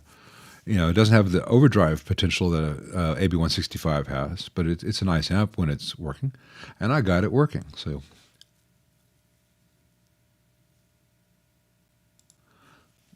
Hey TC, notice a few 2-channel amps like the PV Classic, various Mojo tone kits, which offer a Fender Tweed style tone for channel 1 and a JCM 800 style tone for channel 2. Are these just modded 5E3 amps? No, they're not. They have Tweed on them, but they're not. They have nothing in common with 5E3s. And I don't know. Mojo Tone doesn't do what you're describing. Mojo Tone does pretty much clones of classic Fender amps, and then they have some other designs like the Omegas, which are very different. But as far as the Mojo Tone kits for Tweed Fenders, you're getting that. You're not getting a clean channel and a JCM 800 channel by and large. I'll have to see what else they have. As far as the PV Classic series, those are nothing like a Fender Tweed amp and nothing like a JCM 800. Very different approaches in those regards. You can, as a user, you can approach it like, hey, this is kind of my clean Fender Tweed sound, and this is kind of my JCM 800 sound, because there's a pre-gain and a master, but they're electronically very, very different.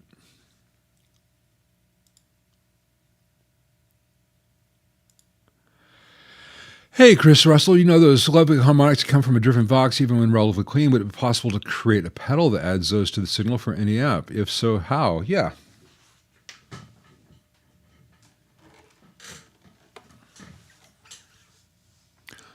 All right, this is not a Vox. This is a deluxe reverb. Just a second.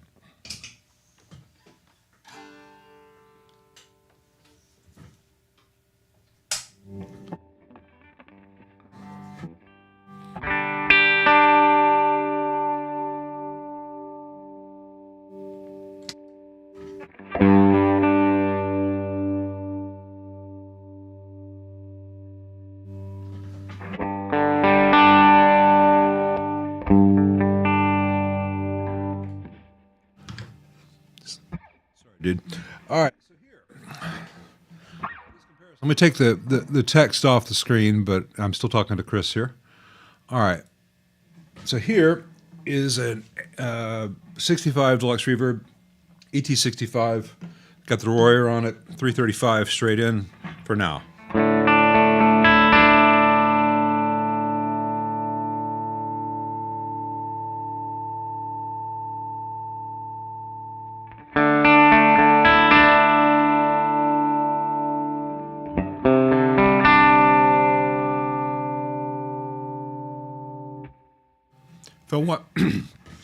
If I want to make it sound Voxy, here I've got the Zen Drive with the gain very low. The level, about 130, almost 2 o'clock. And the tone stack to take out some of the low mids and bring up some of the upper mids. So I'll do it without and then with.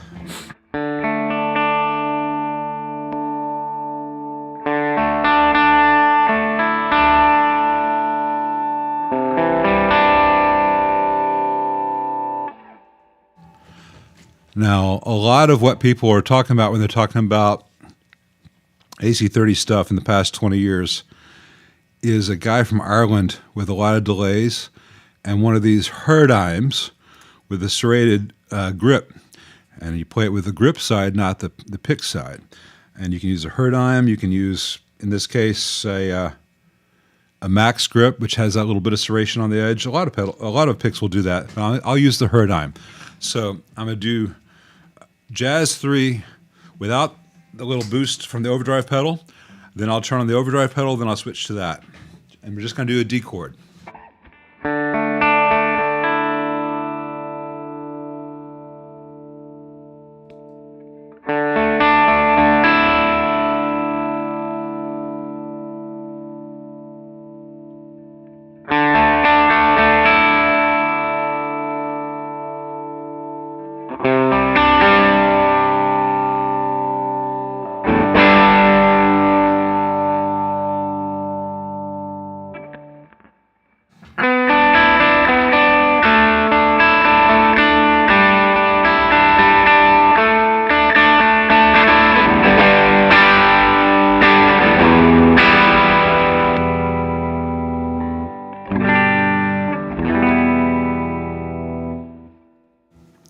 Now that is not a Vox.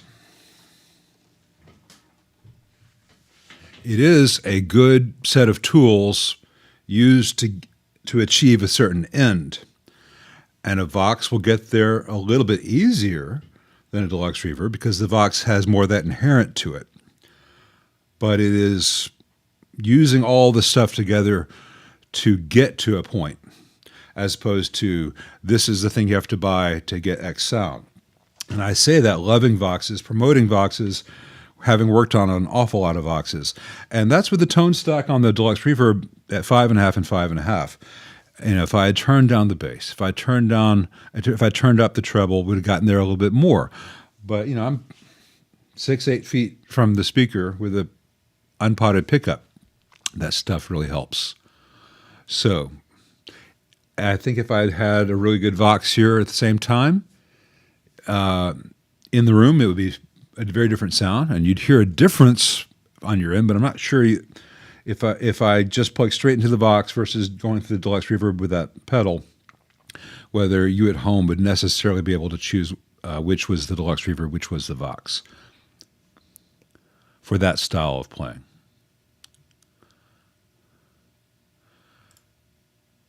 Hey, Fuzz Mountain. Currently working on a Trainer YGL 3, Mark III. I've had this before, and I always really liked them a lot. I think they're great stock, but thinking of rebuilding the PI to AB763 spec, worth doing. I think I've had one YGL, and I did not like it at all. But I was told, having expressed that opinion by some Canadian people who experienced more YGLs than I have, that they had a good period and a bad period. So I don't know which period you have. The one I had, the best fix for me was to turn it more like to 5E3. But if you have the triodes available and you want to play with it, there's nothing wrong with an AB763 output section.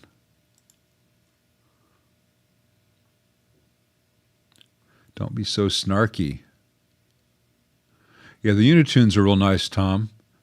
I got the Polytune, but I only use it as a Unitune. Blues Junior 3 has a distorted reverb at all levels. Would that be the tank or a tube? It could be a tank. It would not be a tube. But it could also be your low voltage power supply, which likes to go crazy in Blues Junior 3s. In rare circumstances, it could be a bad op amp, but usually it's something taking out one side of the bipolar power supply in a Blues Junior. And Frank, Forgotten Gear Restorations, who just left, just had some videos on this subject, and I've got a whole bunch of videos back. If you go to my Fender reissue, not my Fender reissues, I've got a video playlist for Fender Blues and Hot Rod series, including the Blues Junior. I showed that quite a few times, but Frank has just done it in the last week or so. And, same principle. So I would look at the solid state stuff. I would change a different tank, and if it's not the tank, it'd be solid state. It's not going to be a tube. The tubes are not used for the reverb at all in the Blues Junior.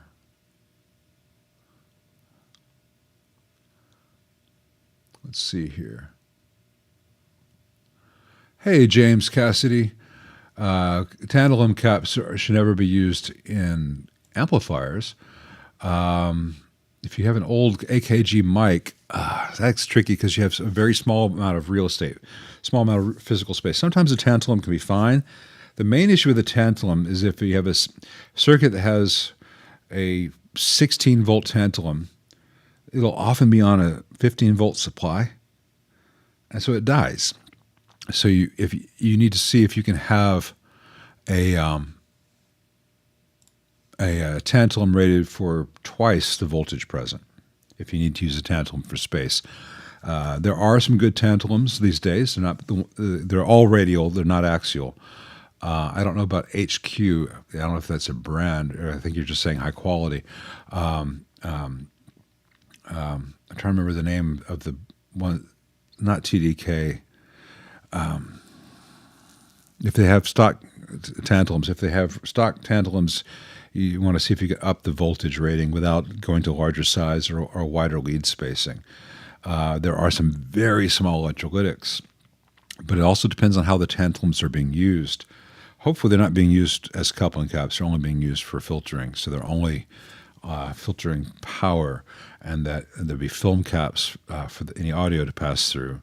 There are some audio grade electrolytics and bipolars you can use from time to time, but I have to look at the mic and see what there is. But just rule of thumb, a lot of times tantalums were used because on paper they're perfect, and they'd say, well, we've got 12 volts here, let's use a 16-volt cap. If you can have 12 volts and use a 24-volt cap, you're much less likely to have a failure. But they do have great, very high-quality tantalums at Mauser and DigiKey. But I'd have to see what the physical size is and whether it would fit, because you know AKGs, everything's this big and it's got to go tucked away afterwards. All right, I think we're going to do my teeth are floating, so we're going to do our next 7-minute intermission. And we'll get to Kevin Kane's question on a 79 Silverface Princeton Reverb when I get back. So see you guys in a minute. 7 to be precise.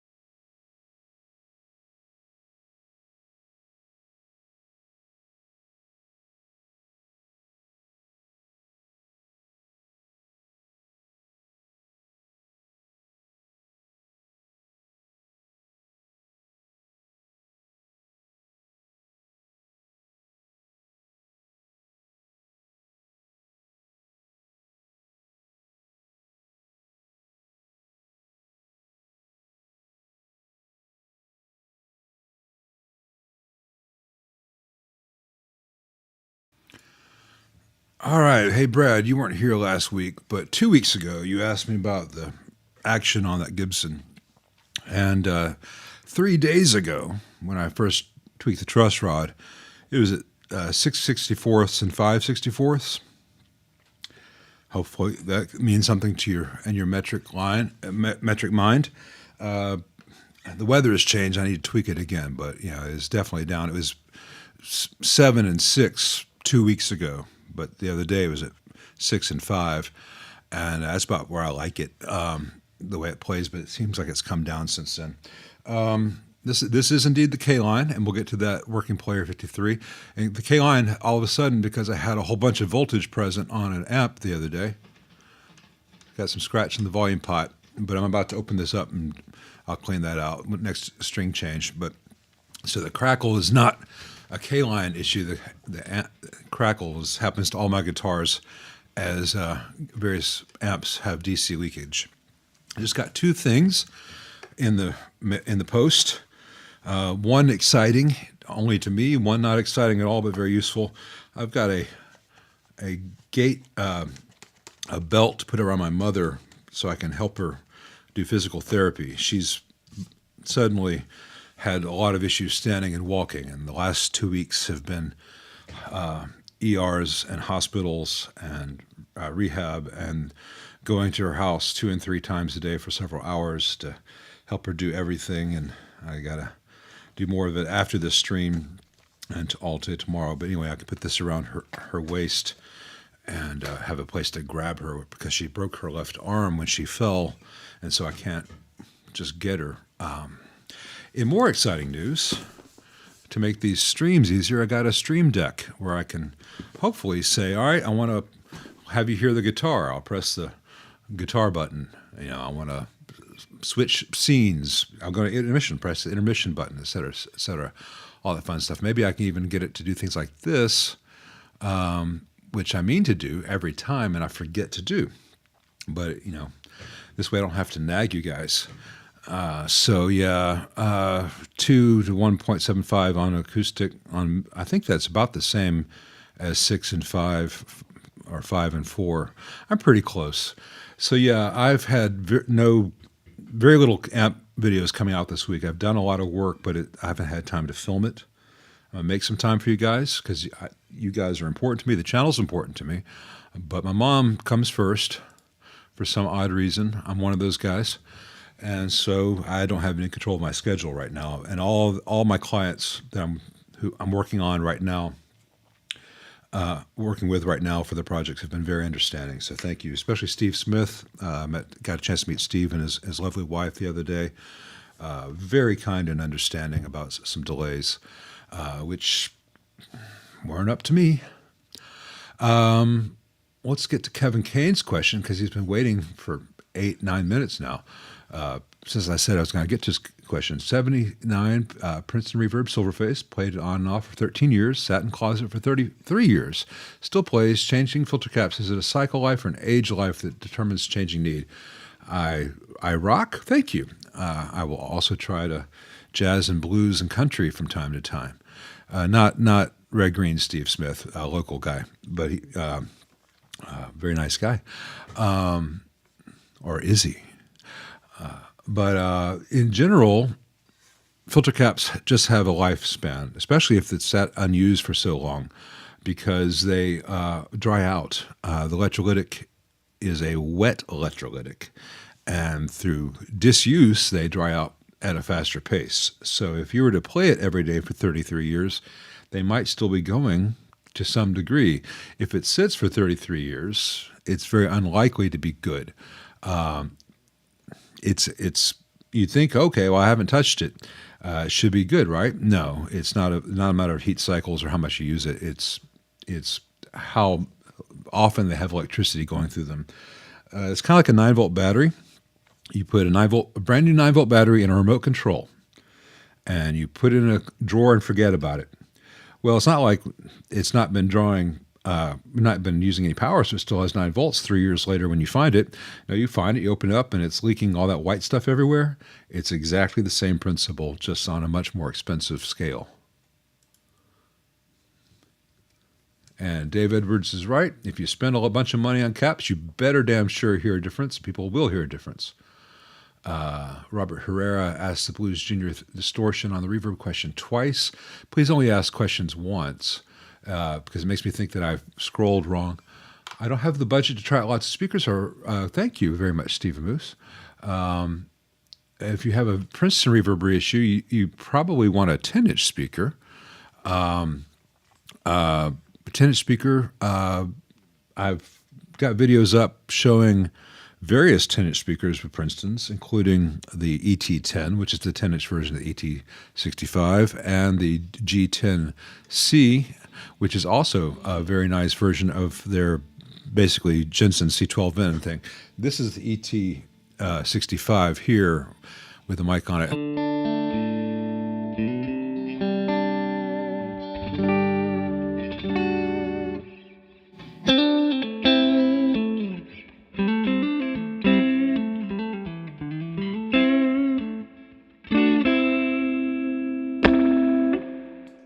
That pop was because I hit two pedals at once because my feet's too big. And then I hit the tuner by mistake because my feet's still too big.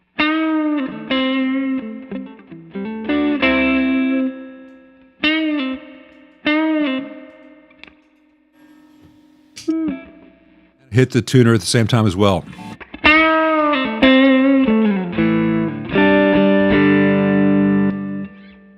And on both these pedals, I just had it set for like a lot of level increase without much gain out of the pedal.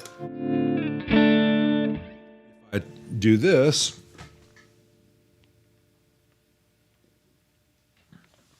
we're back in overdrive.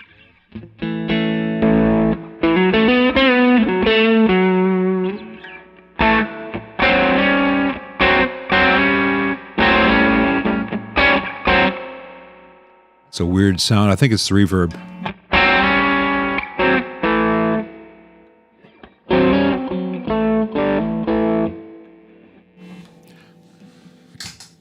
Sometimes thirds and sevenths with overdrive pedals don't sound very good. The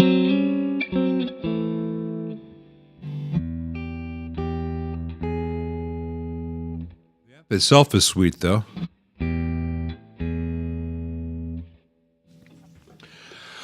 All right, let's get to the next question.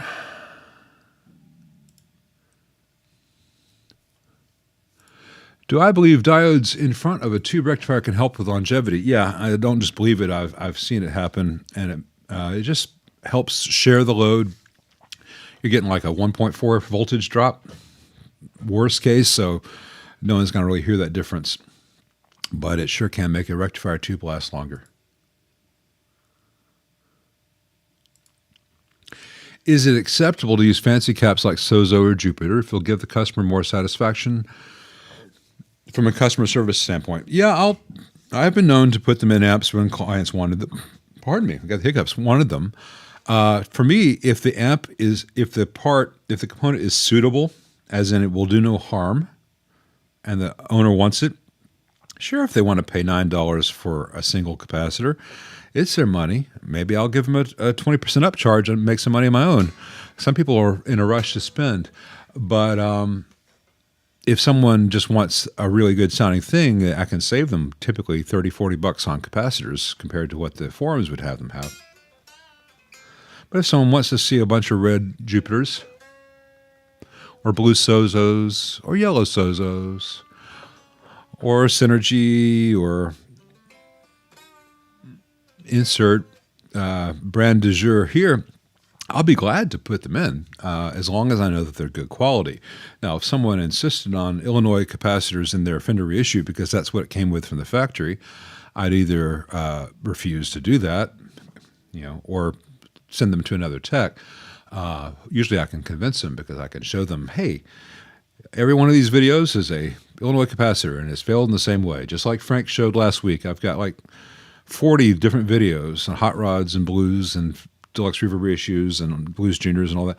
And those little gray caps spew their guts. And when they spew their guts, other things happen. Bad things. But yeah, I'll use a Jupiter cap just fine. It sounds really good. Same as a $1 cap would sound really good. how do the Vishay 562s compare to the Murata MLCCs? I love the Murata MLCCs, and some of them sound very good, but they don't behave non-linearly the way the 562, which is a Class 2 ceramic, does. We're really splitting hairs. It's how many angels can dance on a pinhead, which is can only be found out in Washington, D.C. these days. But it's worthwhile for you to try and see if you hear a difference, and if so, which you prefer. On paper, the Murata MLCC is a much better capacitor, and for some applications, that's what I choose. Like in the LFO circuit of a Fender Reverb for the 3 caps in the LFO circuit, I love using the 1 kilovolt Murata MLCCs because it's out of the audio path. It doesn't matter what it sounds like. What matters is, hey, that thing is stable, its temperature is stable, its humidity is stable, it will handle all the voltages it will ever experience. It will never fail. It's a lot. That's going to outlast the rest of us. But in audio paths, I find that the Muratas sound very good. I tend to prefer the cumulative sound of the 562R series a little bit. They're closer to what Marshall and Fender and Vox used back in the 60s. And I prefer both those things, and I'll take the Muratas in a heartbeat over most silver micas. And not just the silver micas that just say SM that are just failure magnets, but even the nice CDM silver micas, they do... you spend a lot for the good quality silver micas, and I don't find that they sound as good to my ear, cumulatively, as the much less expensive Muratas. And I saw Martin Reed talking about how he spent the evening playing a bunch of old Simon and Garfunkel stuff, and I've been trying to remember how to... I don't have the acoustic right now, but I've been trying to remember how to play that. It sounds weird in this key up because I do the other one, but...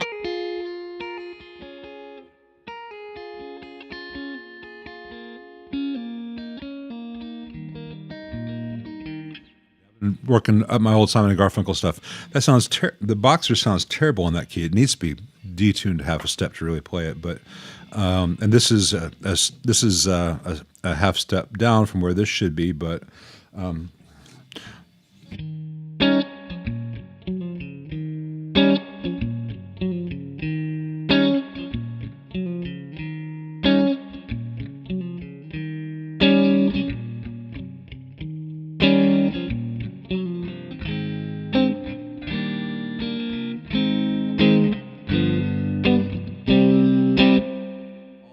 stuff is so good. 2 weeks ago I started with American.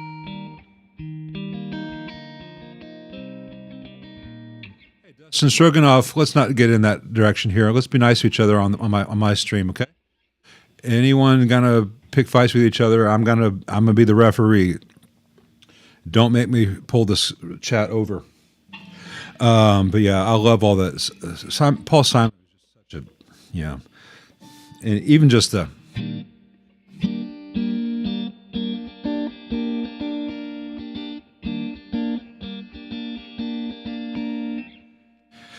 I don't care who started shit. I'll end it.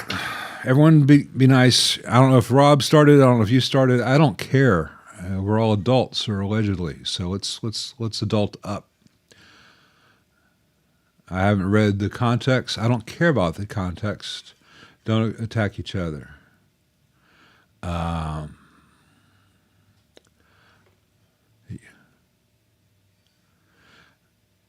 Yeah, I don't think I've ever tried to play those songs on electric, but it works to an extent. Let's see. Oh, okay. Okay, sorry. Hey, like I said, I didn't know the context, Dustov. I don't know the context, Rob. I wasn't trying to get on either of you or taking sides. I just saw that happening in my peripheral vision, and I just don't want that happening here. So if you guys are joking, that's great. It'll make sense when I read it afterwards.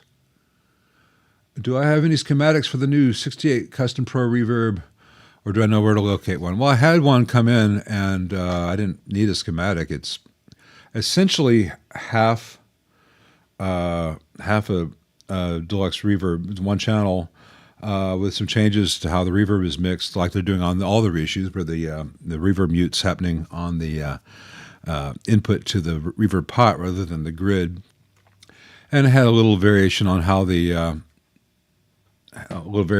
tremolo was implemented, but not to the point where it needed to have its tremolo drawn out.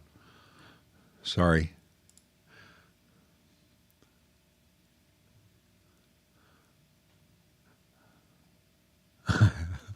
I don't need to know where you got your finger, Brad. Let's see here. Yeah. Bridging over troubled water is much easier because you don't need a capo for that.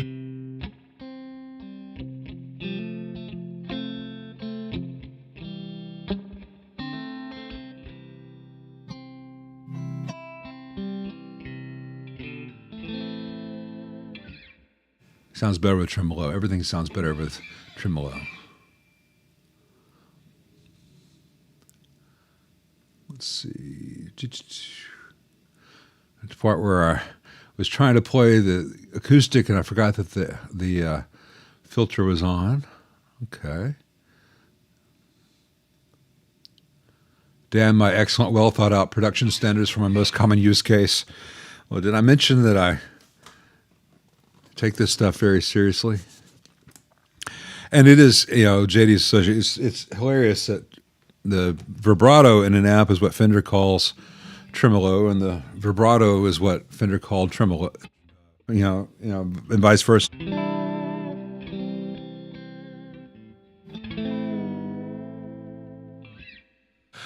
Yeah, Paul David's breakdown of 50 Ways to Leave Your Lover is phenomenal. Because the original source material is not Paul Taylor. Sorry, I was watching some James Taylor videos, and I have a friend named Paul Taylor, so it went like that in my head. But Paul Simon, especially as he progressed, his chords just got better and better. I was listening to him on the Dick Cavett show, talking about how he was writing stuff. He played an In Progress song, which turned out to be an American tune, which is just a monster. And you can hear he had just been doing box studies, but he brought all that into it. So it was the chord changes were always evolving. So other people would have like 3 chords, he had 16. And Paul David's, a different Paul, did a very different explanation of that. I've been trying to figure out how to play overs, and I don't look up tabs and stuff. I'll watch live performances if possible, but all the live performances I've been able to find so far from the time show his face or show Artie. They don't show what his left hand's doing. So I'm having to use my ears and go back and play that again. So it's something like. Where was it?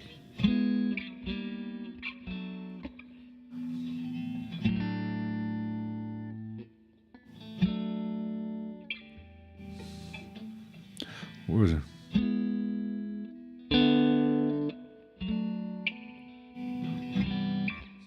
Working out with the capo, and so I don't remember where my hands go now because the capo was on like the 3rd fret for that. I can't play and talk and stream at the same time, so let me get back into the streaming. But yeah, old school. Drop the needle, listen for a bit, find it where it is, and move the needle back. Hey, Bottom Kitchen. I've been looking for an original 64 grill cloth for old Vibrolux reverb. No. I imagine you could just find some place that still has a smoking lounge and see if you could leave your grill cloth in there for 6 months. But it's really hard to make that artificially age. You can try soaking stuff in tea or instant coffee, but it doesn't really work. I mean, it works close enough, and you can buy pre-aged stuff from Mojotone that gets you about 40% of the way there. What new 22 to 25 watt amp would I buy if money was no object? Well, for my needs, I'd get a AC15 custom and or a Fender deluxe reverb reissue. The only difference is I'd buy the Vox new to support someone putting that amp on the market, and I would buy the Fender used to punish Fender for some of their horrible treatment of their customers. But that's for the music I play. If I wanted to get something heavier, I'd get a Friedman or a Suhr in a heartbeat. But I don't really play heavier stuff that much. And when I need to, I've got pedals. And like I showed earlier, when the pedal's working in conjunction with the amp, it's a good option. One of the things I'll be showing when I do the 78-2204 video is that to get it beyond that, you can mod the amp, or you can just use a pedal in front like everyone was doing about 1983.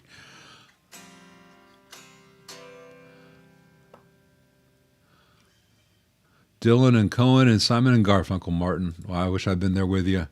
I would have left the scotch to you. I wouldn't waste single malt on me, but I'd love to join you and play all those tunes. I know them all, even though some of them I'm rusty at, as demonstrated here. But I know the songs and could figure them out, especially if you already know the chords to overs. I just watch what you do and then do it.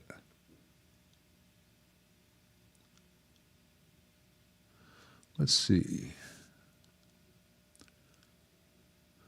And now we're at the point where I was doing that. Mike Grisafi just went on the piano to find the harmonic that's wanting to take off. It's an A5. Yep. That's a real good harmonic to have come off of a D chord.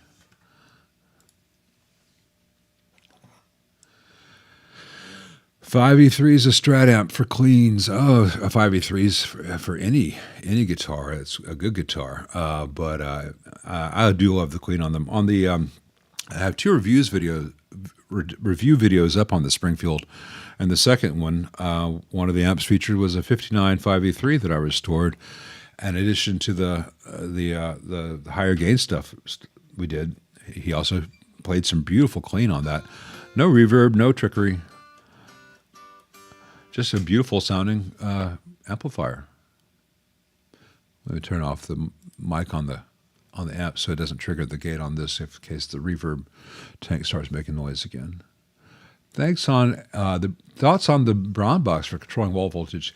It's fine if you got one. I don't recommend that people buy it necessarily because there's some other good options. But if someone has it, there's nothing wrong with it and can be very, very useful. Did I get the 335 to replace the Les Paul? It sounds great, by the way. Thanks, Martin. Yes, I did. So when I wanted to get an amp with dual humbuckers to fill the Gibson role, because I've got a Strat over there which has a humbucker in the bridge, a Thornbucker. That's modern, but it's very different than playing an actual Gibson style. I looked at a bunch of stuff on the market. I even tried a used PRS, was it McCarty or a single cut? I don't know. Not a SC, but an actual higher end PRS used that was in the price range I was looking at, about $2,000. And it was a good guitar, but it was not the good guitar I was looking for. The pickups were very bright, and the neck didn't quite feel right to me. Oddly enough, I got the SG. And then I wanted another one, or thought, well, maybe the SG is close, but I'll try another one. I got the Les Paul that you're talking about, and the Les Paul was really good. And the SG I bonded with more. And then a friend of mine was selling this. He brought it over here for me to see if it needed any work before he sold it. And I said, it needs new strings and some tweaking, but it doesn't need any work. And you're not selling this guitar because I'm buying this guitar. And so he and I worked out, and I was able to pay him often over the course of a few months. But the first thing I had to do to make that happen was I had to sell one of the others. So it was either the SG or the Les Paul was going to go. And among other things, which made me like the SG more, if I had the SG here, it would sit in my lap like this, and this 335 sits in my lap like this. If I had the Les Paul here like this, first thing it would do, it just always wanted to go over that way. It's just not a lap-friendly guitar, and since I do a lot of my playing while working at the bench, it's real nice for me to have a guitar that just stays where I need it to be. especially as headstock breaky as Gibsons are. And it, sounds pretty good, and I don't miss the Les Paul at all.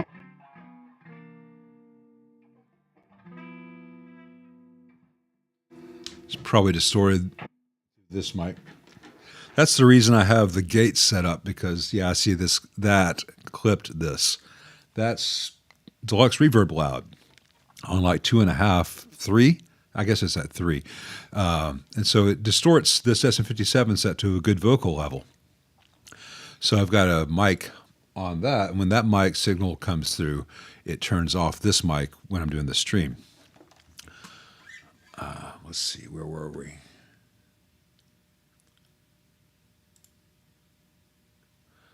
No, I didn't think you were talking about me, Jay. I got the reference about the snark tuners.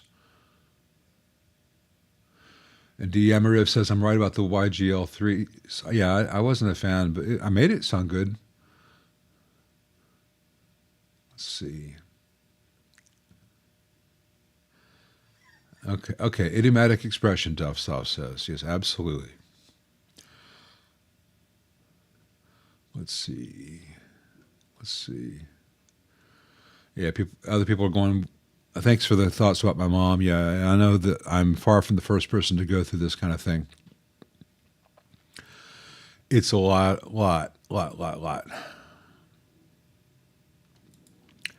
Do I have any opinions on the Dr. Z Cure amp? No, I have no knowledge of the Cure. I didn't even know what the disease was, but I'm glad you found a doctor. No, Dr. Z amps, some of them are really great. Some of them are very good. Some of them have some issues, but like the Mark I, Maz 18 and Maz 38 had issues, and the Mark IIs fixed most of those. Right, I think they fixed all the issues except the fact that he still doesn't use tooth washers on everything. I think he should. But some of the models of his really are really good sounding and play very, very well, and I have no reason to fault them. I hope that the Cure is one of those, but I've not tried it. Hey, Chengo Malo, got a AB763 Tremolux, no trim. When you turn up the intensity knob, you get no trim and volume decreases. This is bad cap going to ground. Probably not. First of all, you won't have tremolo in that amp unless you short out the RCA jack on the back, either with a foot switch or just a RCA plug where the tip is shorted to sleeve. So you won't have any tremolo on that amp until that RCA jack on the back is grounded. If the tremolo is not on and you turn the intensity pot, you are then you are bringing the LDR of the Roach into the circuit. And in a perfectly healthy one, which goes to like 10 meg, well, it's going to be the same whether the LFO is working or not. It should have the same effect with the intensity pot. If you turn the intensity pot to 10 and the volume decreases a lot, then you've got an LDR which is beginning to decrease in its maximum value. In theory, it's like 10 meg. They're rarely that high. But I just had to replace one on that 64 Deluxe Reverb 2 weeks ago because as I turned the intensity pot up, the volume dropped like 60%, which is not normal. And so I changed out the Roach, had a new LDR, and all of a sudden you turn the volume down and you could not discern any difference in level. With the tremolo off, with the tremolo on, you will get a change in level just because the tremolo intensity and the waveform shape. But the trick is to compare it with the tremolo off, but just the intensity up. On the 65, yeah, Chango Malo, I think you probably have a bad LDR, but you can measure that. But if it happens with the intensity pots turned up, there's nothing in the rest of the circuit because that intensity pot is just bringing the wiper of that pot. When it goes to 10, it's at the input, which is where the wiper of that pot is connected to the LDR, and the other side of the LDR is to ground. So as when the pot's at 0, the wiper's at ground doesn't matter. When the wiper's at max is tied to the output of your vibrato channel after the coupling cap. And so in a healthy one, let me give you an example of a healthy one. So here is 65 Deluxe Reverb, tremolo off. Here's the sound of the guitar. Turn the intensity up. Listen to the difference.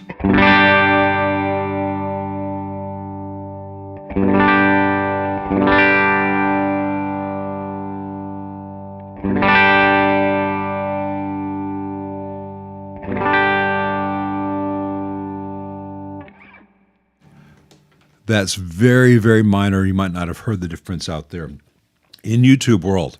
But the one from a couple weeks ago, the old Roach in the 64, when I did that, the entire volume dropped dramatically. That's a sign of a bad Roach, and that'll be the case whether you have the tremolo on or off. So turn your tremolo off and do that test and see if the volume still goes to zero. Probably will, in which case it's probably a bad LDR in the Roach.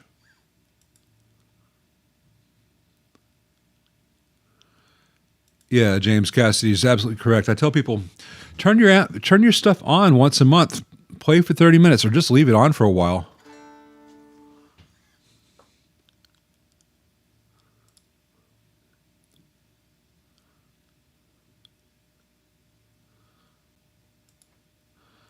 But the volume, if you're saying your volume goes to zero, the Roach, Joe Rinaldi, is what we call the combination where it's a neon bulb that's pointing right at a little LDR, light-dependent resistor, and they're wrapped in a bit of heat shrink so no other light gets in there. And that's what we call it a Roach, because it's a little black blob with 4 legs.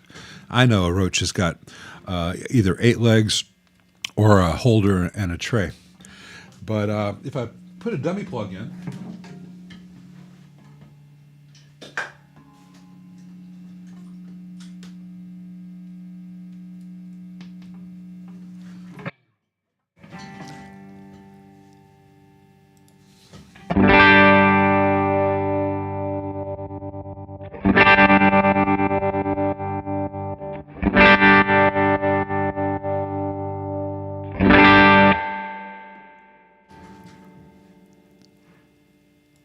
when the tremolo is on, the difference in level is not as apparent.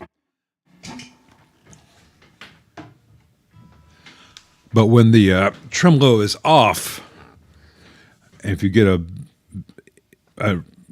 you'll hear the difference more. But when the tremolo is off, if you get a big difference, it's a problem with the LDR most of the time. Thanks, Martin. Very appropriate on this on this day. I'm sorry to hear about your mom. Yeah, Chango. Yeah, you got a bad Roach. You can either replace just the LDR or the Roach. The LDR is hard to find the right spec. You can find it, but it's easier just to go to either tubesandmore.com or Tube Depot and go to their optocouplers and find the Roach for a tremolo. It comes with a new neon bulb and a new LDR, already heat shrink together. You just replace it. It's very easy. And it has a little silver dot on the side which goes to the lamp, which is, if you're looking at the amp like this with the tubes here and the Roach there, it's the side closer to you.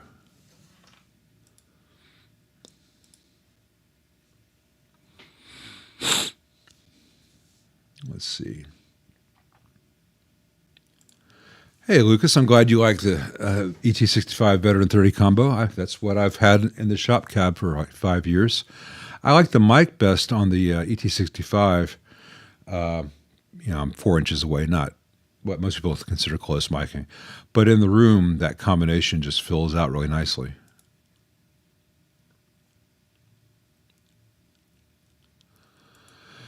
Could I explain speaker size choice reasons? That's really a tough one to do, Dustov, because some of it originally was budget, and some of it is weight and size. Like the goal of a Princeton was not just to be a budget amp, so smaller speakers cost less, and a smaller speaker typically has a smaller magnet, so used with a lower wattage amp. So we'll look at a Princeton. It's 12 watts. It's a 1x10. Physically smaller, Then a deluxe reverb, which is 22 watts, has a 12-inch speaker, a much larger, heavier magnet to handle the wattage difference. That's original intent, historic purpose of these amps. Today, we can choose things because we want it. So we may want to say, I want as little wattage out of the speaker as is safe to use with this amp, so I can get the compression of the speaker. So I might have a 20-watt amp, and I choose a 30-watt speaker. And I want a 10 because I like the sound of a 10, or I may want a small amp with a 12 because I like the sound of the bigger speaker.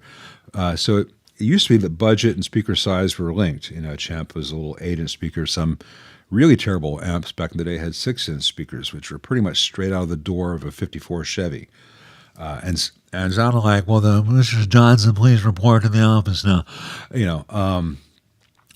But today, it's what you like the sound of. But the thing that's important to remember, and I try to explain to people who want to put a 12 in their Princeton, is that speakers do not exist in a vacuum.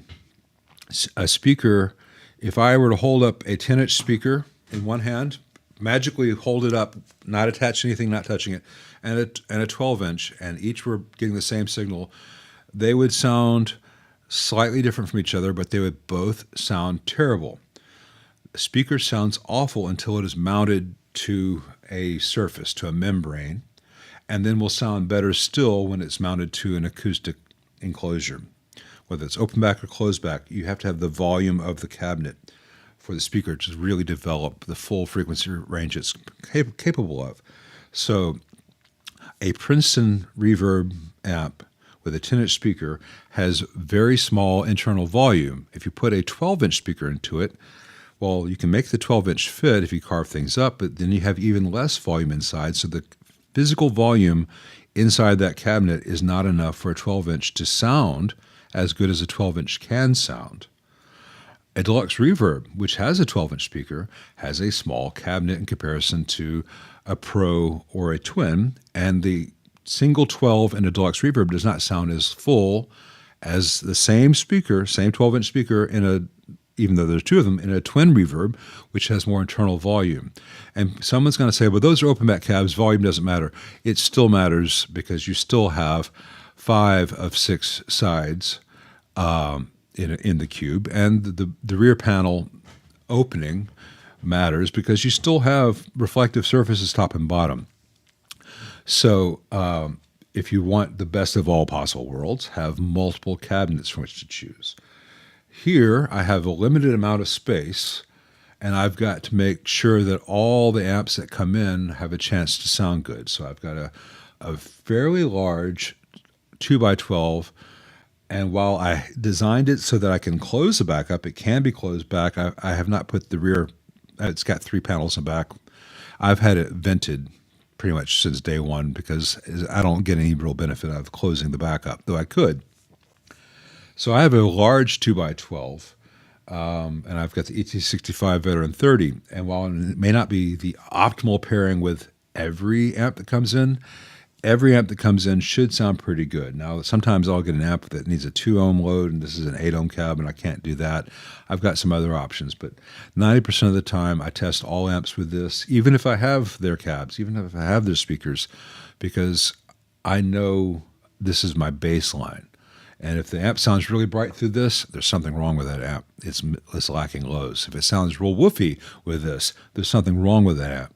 Because if I just test it with the speakers they have and it sounds okay, the amp may have a problem that their speaker is not bringing out. Does that make sense? This is kind of like my litmus test. And then if it also sounds good in a different way through the cab and speaker that the amp has, then I know that it's going to be good with everything.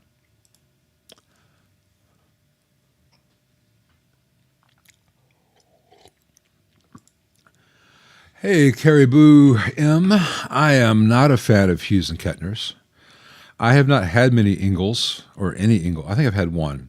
I know an awful lot of techs who do work on a lot of Ingles, and they have very bad opinions of Ingles construction.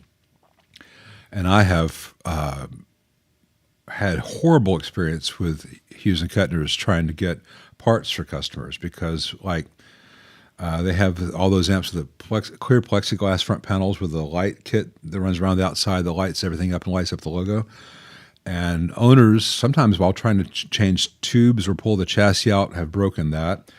And they'll bring it to me to ask if I can fix it. And I contact Hughes and Kettner, and if I can even get the part for the thing, it's $300 for a light bulb, basically. And they're very overzealous. They don't want to give out schematics.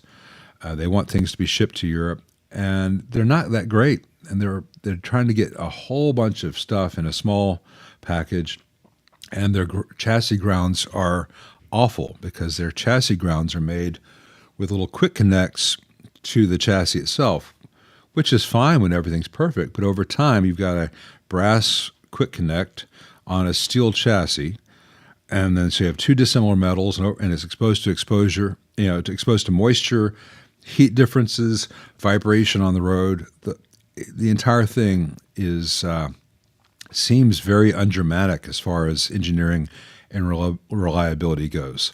So I'm not a big fan of them. I'm sorry. This is not some American bad-mouthing Germany or assuming that German products are anything because of their place of origin. I'm saying that I do not like that company, and they happen to be German. Jacob K. Guitar here says, I just wrote H&K to get a part number for a part number for one potentiometer. They wouldn't help me because I'm in Denmark, 200 kilometers from the German border, and they sent him to their Scandinavian distributor. It's just like, it's a pot. It's for customers, for one of your customers, H&K. Someone bought your amp. They need a €3 pot. Just send Jacob K. Guitar either the €3 pot, or at least tell him what the part number is. Yeah, I don't understand. They act like their stuff is so incredible that it has some kind of intellectual property value, and it's.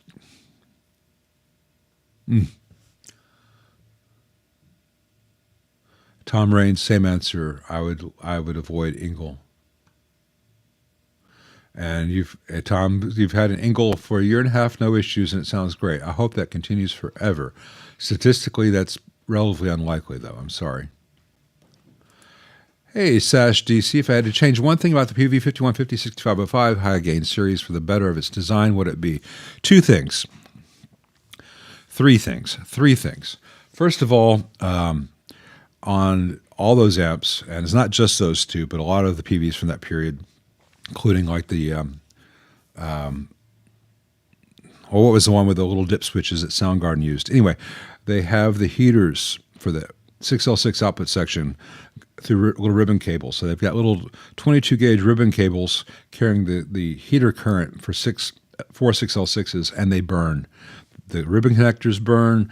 The cables themselves burn. Where they connected the board burns. Once those boards burn, it's terrible.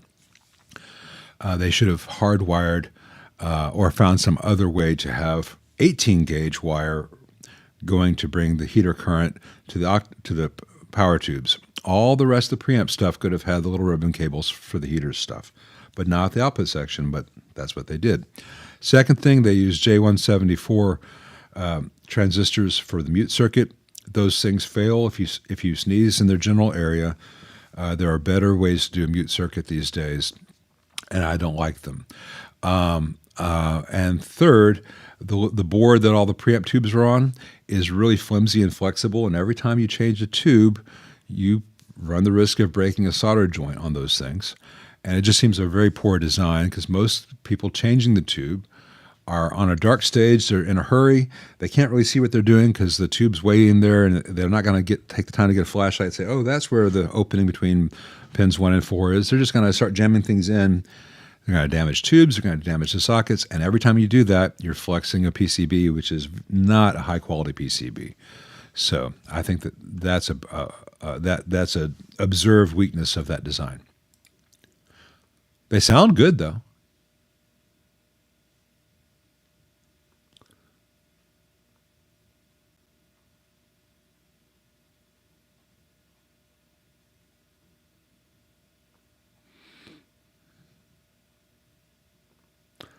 Let's see.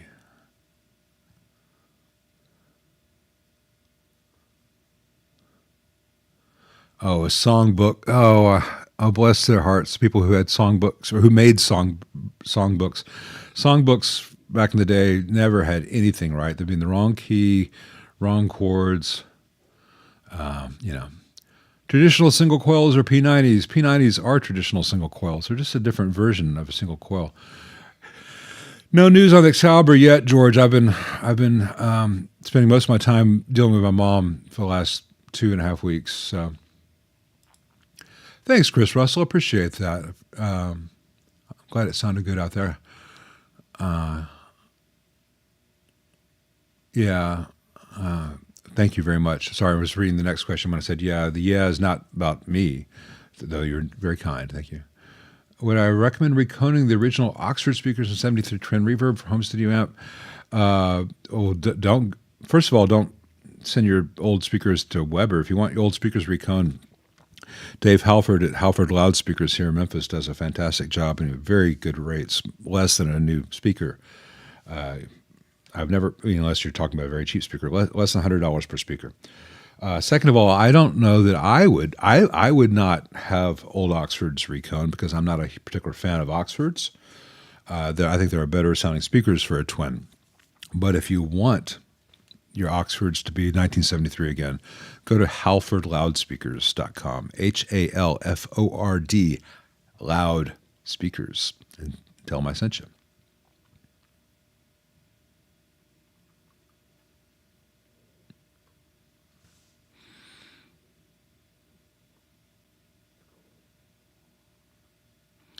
All right, we need to wrap this up because I need to head out to Mom's again. Graceland Live is phenomenal. Yeah, especially for the bass. My God, Martin. You can think that you want to be a bassist till you see that guy on that concert. You're like, oh yeah, I'm a bass owner at best. And they may take it back at any moment. In Dawson, I saw Chris that has that video up. I didn't get a chance to finish the video because he has like 8 different things in that video. It seemed to me that he was showing a video that a client had sent to him and he did not have the amp in front of him yet. And I'm not going to disparage Chris, but it seems to me that saying, okay, one client sent one video of one pano verb that seems to be exhibiting, it's exhibiting squeals. Does that mean there's a problem with the pano verb, or is there a problem with a tube in that amp, or just a one-off failure? If Chris gets that amp in and then demonstrates, okay, yeah, it's a systemic problem, absolutely. But I don't think that was statistically important to have one example that without a known cause yet. And I'm not an automatic defender of Fender. That's an odd sentence. Or I'm certainly no fan of the pano verb as a concept, but it just seemed like jumping the gun to say, yep, they're failing already, unless he has something more concrete than iPhone video from one owner. How does DC voltage leaking amp effect from an amp affect guitar pots? Well, guitar pots aren't supposed to have voltage on them, or not very much DC voltage. If you look inside a guitar amp schematic, all the potentiometers are after coupling caps. So all the potentiometers are exposed to AC voltage, not DC voltage. Now, there are exceptions to this, but those exceptions are places where often you'll have scratchy pots. And, it happens. And usually if you clean it, it goes away. And if not, I change the pot. I have a lot of pots. I've got bags of pots, which is another odd sentence to use on YouTube, and probably not a good one as far as having my phone wiretapped. Depends on which state I live in, but I'm here in red Tennessee, which is not as green legally as it ought to be. I have tried a Fender Jazzmaster. I'd like to have a Jazzmaster, but a Jazzmaster is one of those, and I'd also kind of like to have this kind of thing. Like, I also like to have a RIC 12. How often would I pick up the Jazzmaster? How often would I pick up the RIC 12? I don't know. I'd like to have it, just to have it, for completion's sake, because I've always loved the idea of them, and I love the sounds they can give. But, I've got a 335 here, and a Strat here, and a 2 strats in there and a telly there and an SG and then a casino. I mean, how many do I need? I can only play one at a time. I do like to cover the bases for if clients come in, they play X style, I can approximate it. Or when the pro players come over here to do demos, hey, if you can't get a sound with these, the Springfield and the 335, something's wrong with that amp. But I don't necessarily need a Jazzmaster, but I want one, and that's the dilemma, isn't it? All right, we're going to wrap this up. I did not feel the earthquake today, Gooden. I did not know there was an earthquake. I've been shaken all over, so I'll check and see. It may not be anywhere near me. Tennessee is a very, very long state. It is about a 7-8 hour drive from Tennessee, from Memphis, which is at the southwest corner of Tennessee, to Bristol, which is the northeast corner. It's not quite California north to south, but it's a lot. So there are some questions here I'm not going to get to. I apologize. Thank you, Rob French. I appreciate that very much.